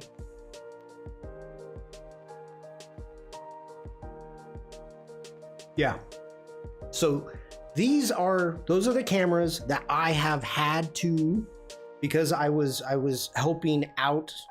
Actually, I was hosting a Fuji, every single camera Fuji made for photographers, professional photographers, a testing night. But anyway, the learning curve is less. So you can just kind of sit there, and if you've got a basic understanding, if you know your camera, the learning curve, if you slow down and look, is much less. Third Floor says there are design principles. Companies stick to those general principles. For Canon, the core is still the same. They just stumbled on the mirrorless rollout with a lot of experimentation. Stumble is a kind, very kind way to put it. It's my fault for buying an EOS R Canons. We're gonna do weird stuff camera. Oh, that's funny. That's funny. How did I start preaching about this? Where did all this come from?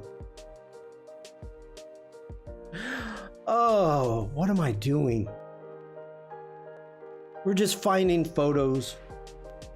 I just bought my camera online. I should have gone into a shop first. Oh, yeah. I was warned before I bought it, Third Floor says. Still love it because I made some great shots with it. Look, so my first mirrorless, Panasonic came out with the first mirrorless in 2009, 2010, and I mean the very first mirrorless. So the traveling that I was doing at that time, I was like, oh my God, this is the perfect camera for me. And you know what? I don't think I've ever shown it. Hold on.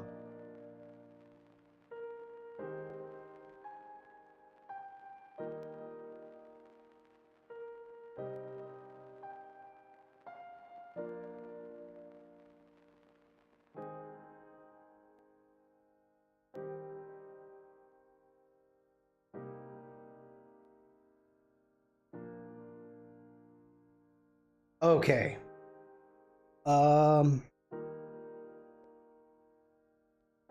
Yeah. Hey, Devlin. Happy World Photography Day.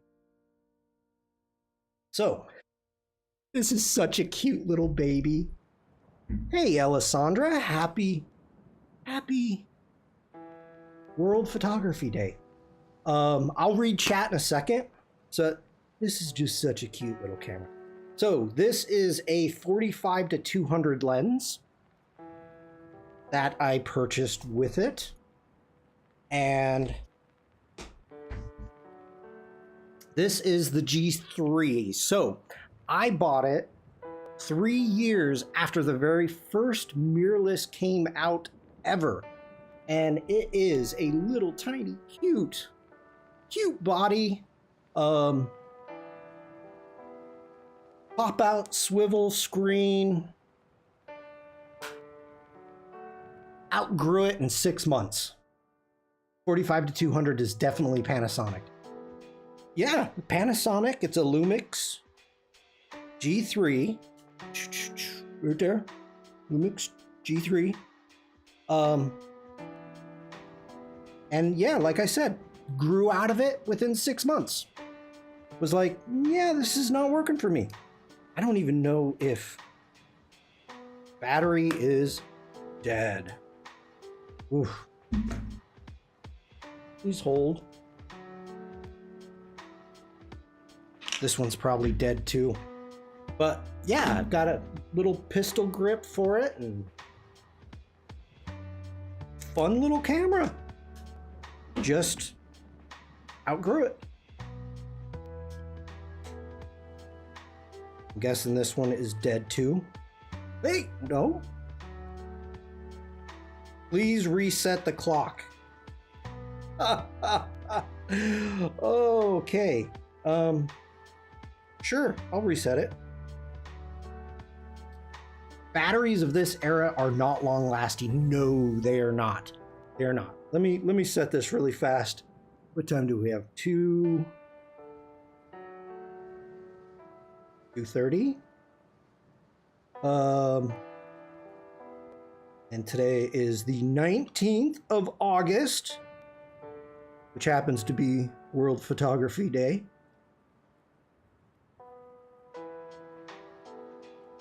The year starts at 2011, so you can tell when this one was made.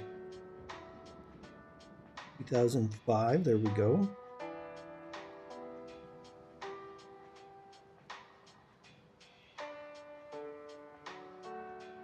The clock setting has been completed.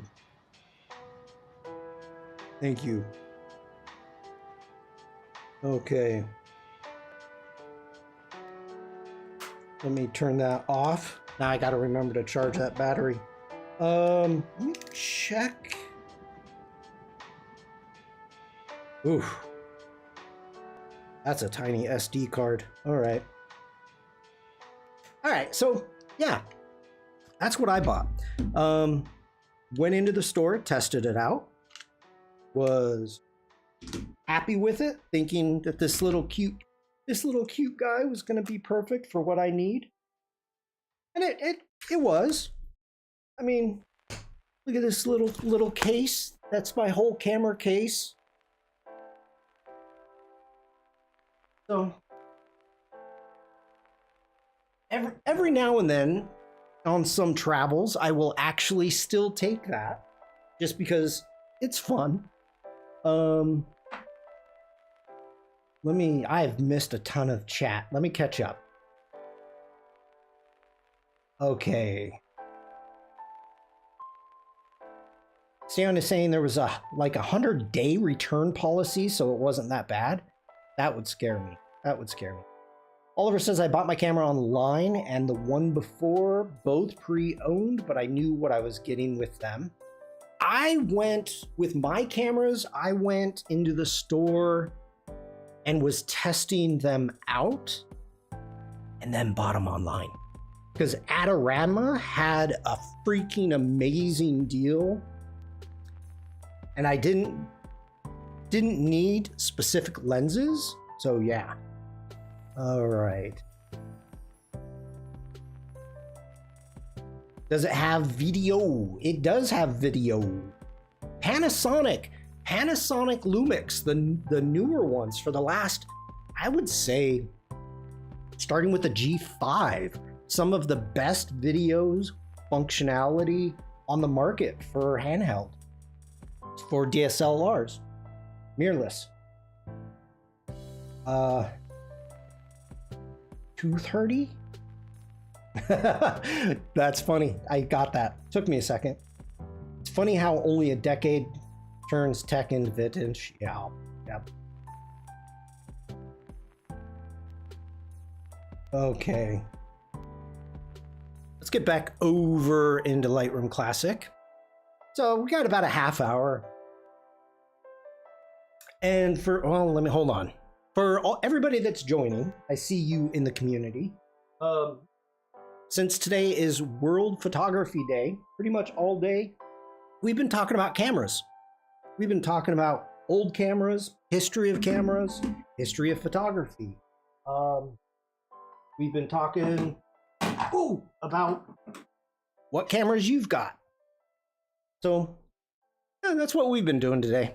It's been fun, actually, quite a bit. And now I just want to end the day doing some quick photography. And I'm seeing that there's a ton here from our trip to Wales and England that was not edited. Just seeing if anything jumps out at me that I would like to edit.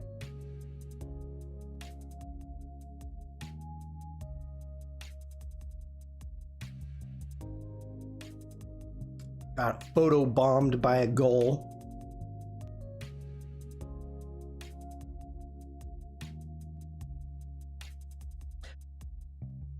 Let's work on this one. I'm gonna see what we can get with some black and white. All right, let's hit D for develop. First off, let's check out if this was clean, and it looks pretty clean. See one spot and call that good.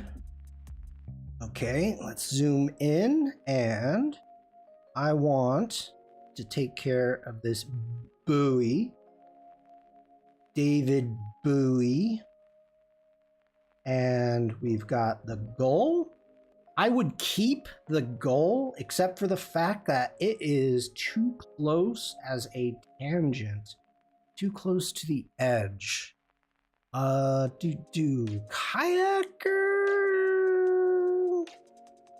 We're gonna keep the kayaker. I like the kayaker. We're gonna keep it. Okay. Let's get in. We're gonna do some overall adjustments. And let's go into our black and white. This might be a cool photo. This might be kind of cool. All right, let's check out some profiles here. And in a couple hours, I'm liking that. In a couple hours, I'm gonna be live again with Jack on the Firefly Discord celebrating World Photography Day. How? I have no idea. Model 5 is doing pretty good with the photography. I'm digging that. I am liking that profile. Let's go with that one. Okay.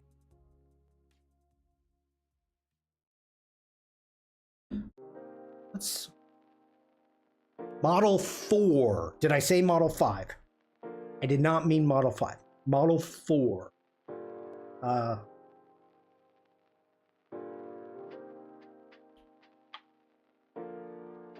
Okay. My ads are about to start. Let's go ahead and do a landscape. And we've got our sky. Yes, please. Mountains. Yes, please. Water. Why do you give me natural ground? Okay, mountains are good. Let's do that. Let's create those. So we've got our sky, our mountain, our vegetation. Now I want to do a subtract from our vegetation, and we are going to come down and do a... Where'd you go? Where did you go?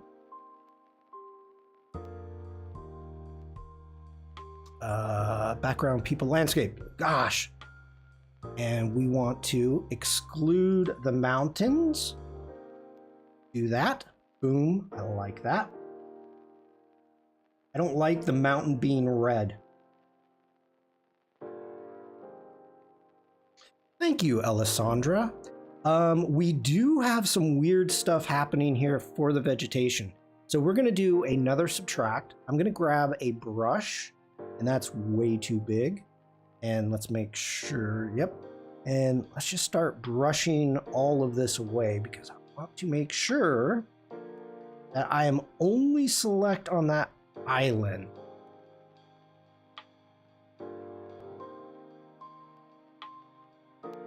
We've got some funky rims happening here on the mountains.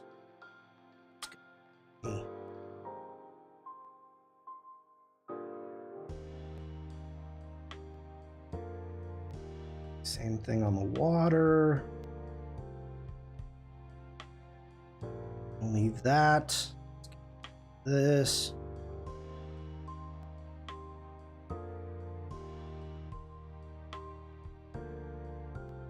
Okay. So our sky is good. Mountains, we need to do a subtract. Let's go ahead and do a brush.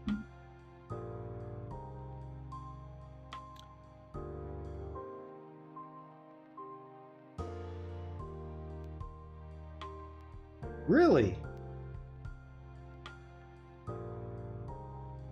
Twitch has a hiccup. Everything else is saying I'm good.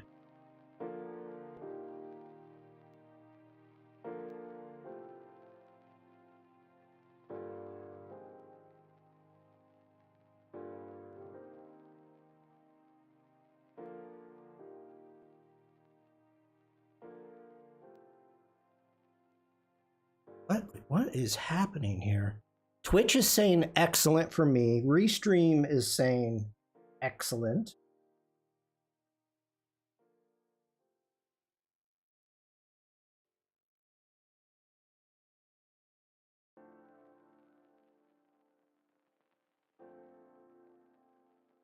Wow. Okay.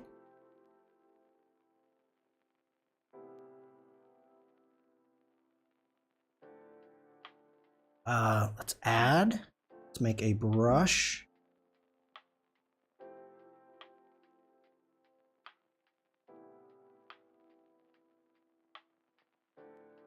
Okay, let's work on the sky.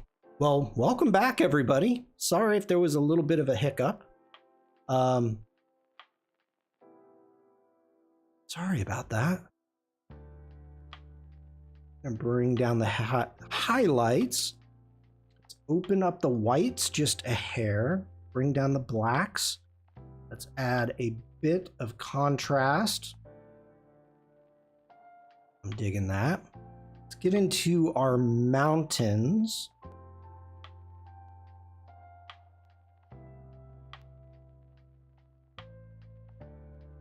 And I want to open up our mountains. Let's see. How do I want to do this? Actually, if we darken up the mountains, I'll give a little bit more of a pop.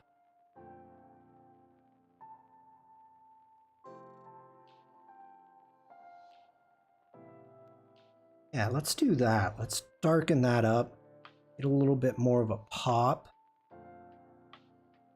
Right there. Let's grab our island. Now let's bring those shadows up. Got some clipping going on there. Do that. Let's go ahead with that. Let's add a bit of texture. Some clarity. Dig in that. And now with the water, I don't know which way I want to go with this.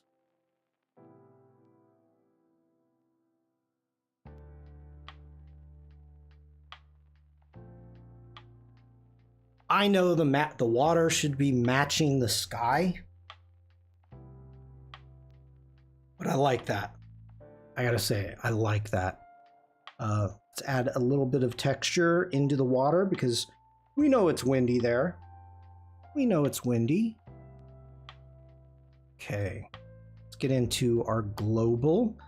Going into dehaze.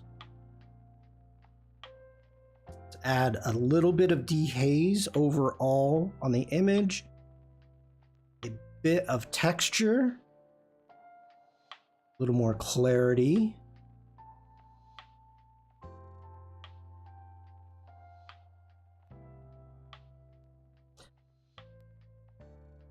No. Let's get into our effects. Let's add.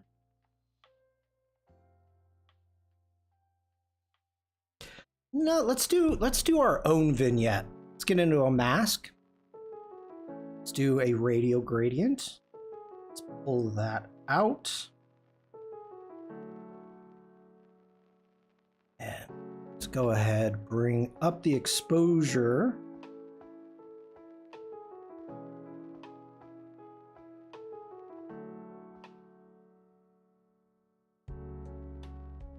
Let's add some contrast in there. Evie! Hello, hello. Happy World Photography Day. Let's duplicate and invert that mask. Make this bigger. Let's bring down the exposure.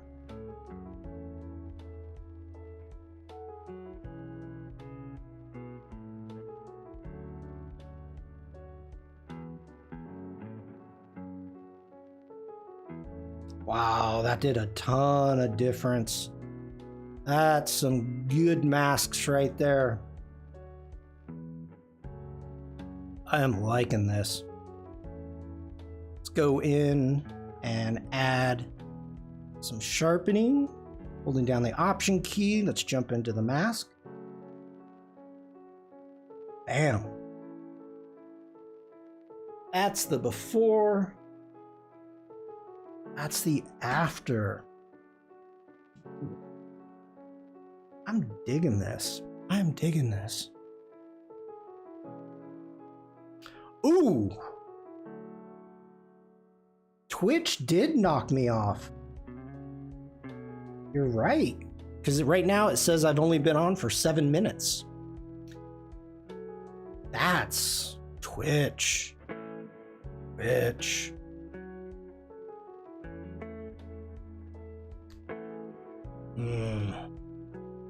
Well, okay, I am sorry. Hi, Jack. Happy World Photography Day, Jack. Let me think here. It says ads are gonna run again in 3 minutes. I'll just snooze them. I've got maybe 15 minutes left. Let's go ahead and keep going.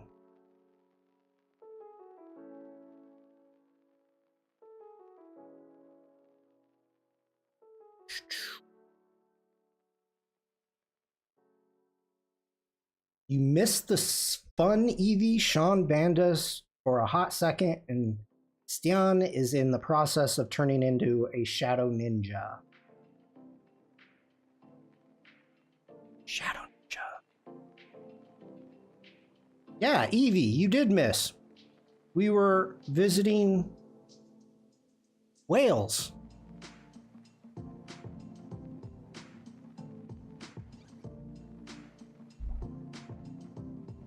I was banned into the shadows. I didn't choose the shadow life. That's true. That's true.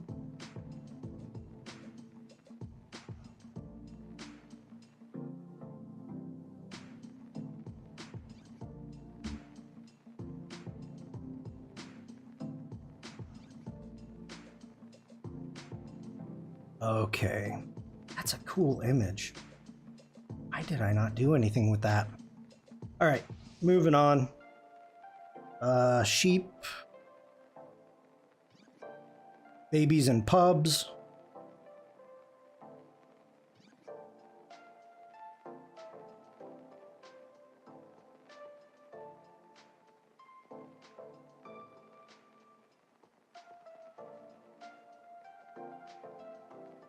Okay, I'm just going through seeing. Whoa, whoa.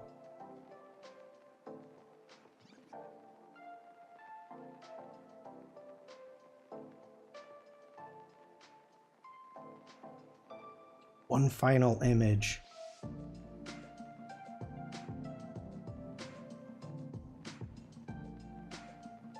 Manchester.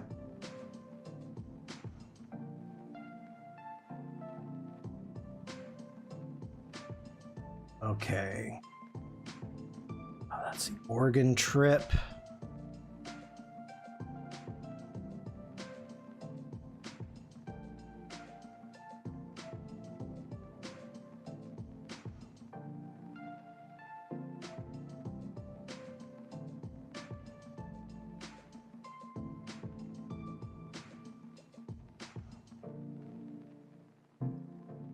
Big old sea lions.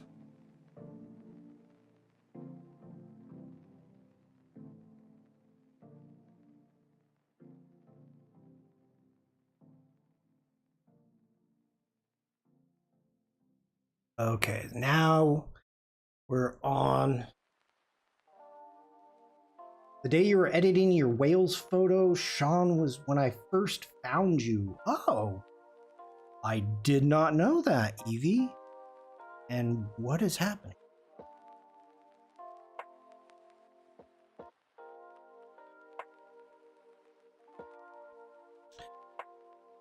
My Mac is getting tired. Saying, hey. Okay. Hi, Jack. So this is Positano in Italy.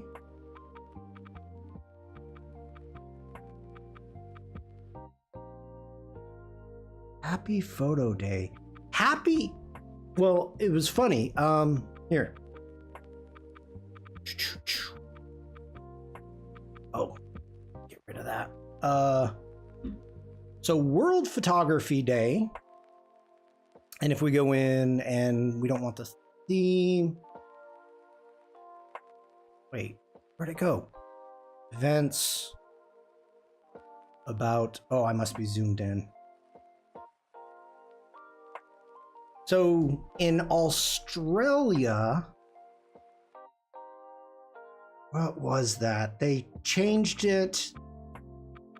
It was promoted for a time online as World Photo Day from Australia. Corsica Ara from Australia, as the concept continued to grow. But then they switched it back to World Photography Day. So.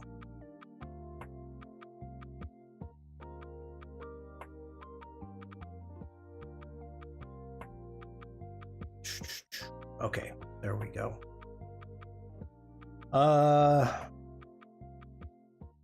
Lightroom.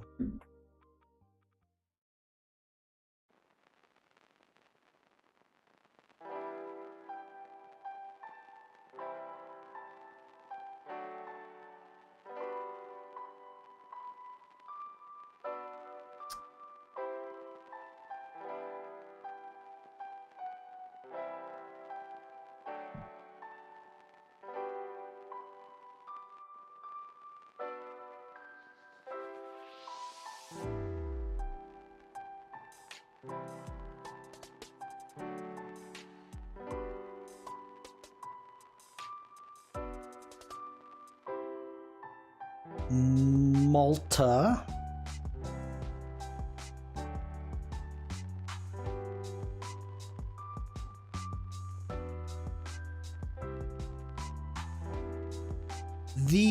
Yes.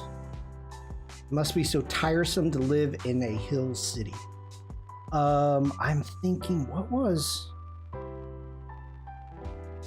is this? Shimsi.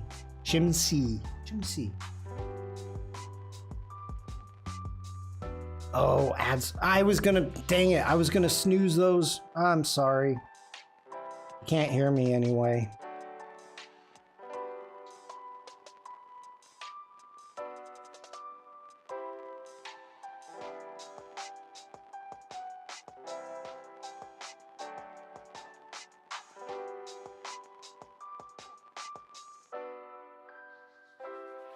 Okay.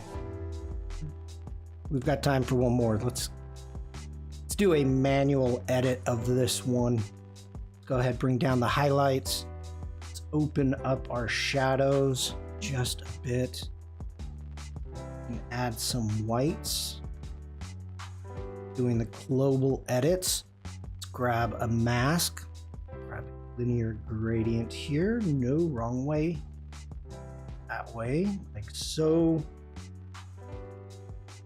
Increase that exposure just a little bit. Just want to get a hint of those rocks. And we need to add back in our greenery since it was so dark before. I'm digging that. Let's go ahead, bring some texture in on our rocks. And this is in Iceland. You can add a little bit of clarity. Digging that glow right there. We need to bring our blacks up just a hair. Like that. Back over to here. Let's do some overall texture. Bit of clarity. Let's see what we can get. I want to bring out those sunbeams, but I don't want to go over the top. Add some overall vibrance.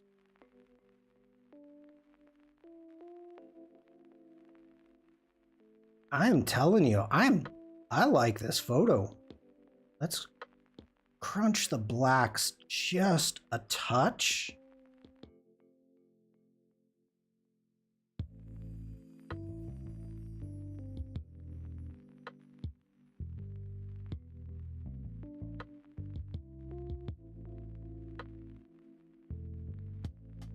All right.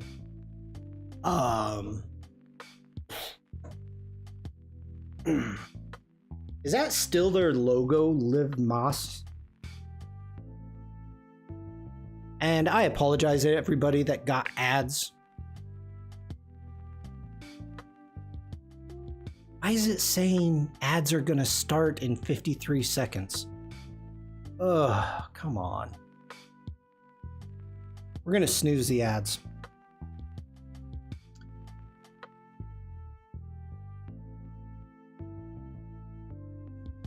Ah, okay.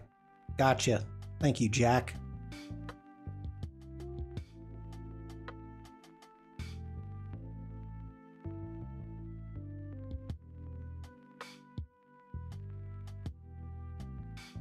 Gonna eat some snacks and gamble?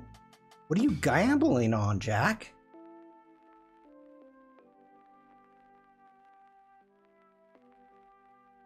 Are you like playing online poker or something?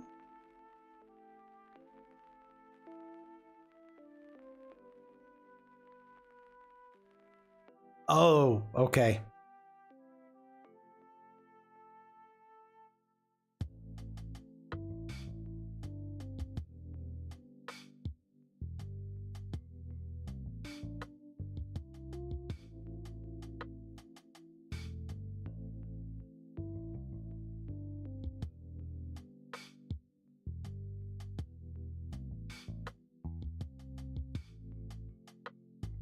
Wow. I really like this photo.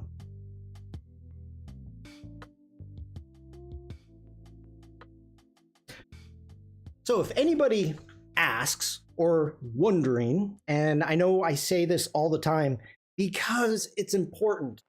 First off, shoot raw. Second off, expose for the highlights. This photo here, intentionally, I was trying to capture the rays, the sun rays, and the clouds. And so that is true, Devlin, to support you. Isn't that what we're doing here? Buying tacos, games, gummies, and gambling. Yes. Shoot dark, expose for highlights. Because when you shoot raw, the information is still there. You can bring it out.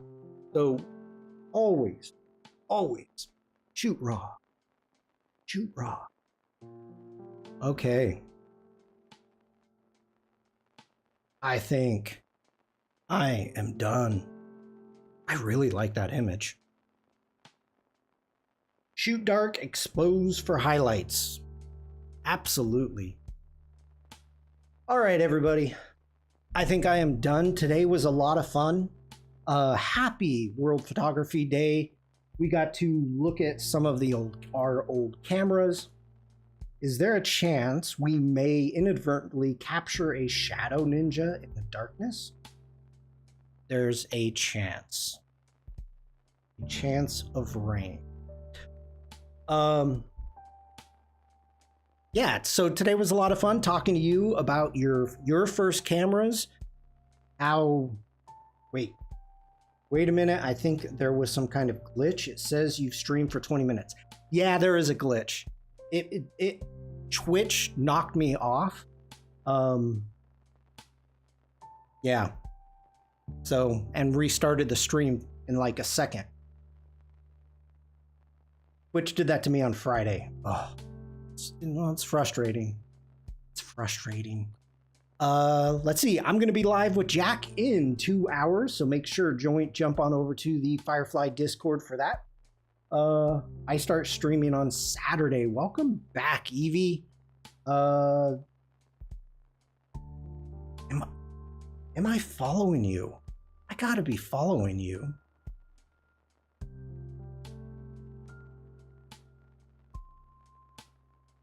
I am now. Sorry, Evie. Sorry. I was not following you, Evie, but now I am back. I'm following you. We'll be all noses and toes to get through the Twitch biz. Nice. I'll be back Thursday. Not sure what we're going to be doing yet, but we'll figure something out. So everybody have a great rest of your day. Stay safe, stay creative, and just be nice. Happy World Photography Day. Bye, everyone.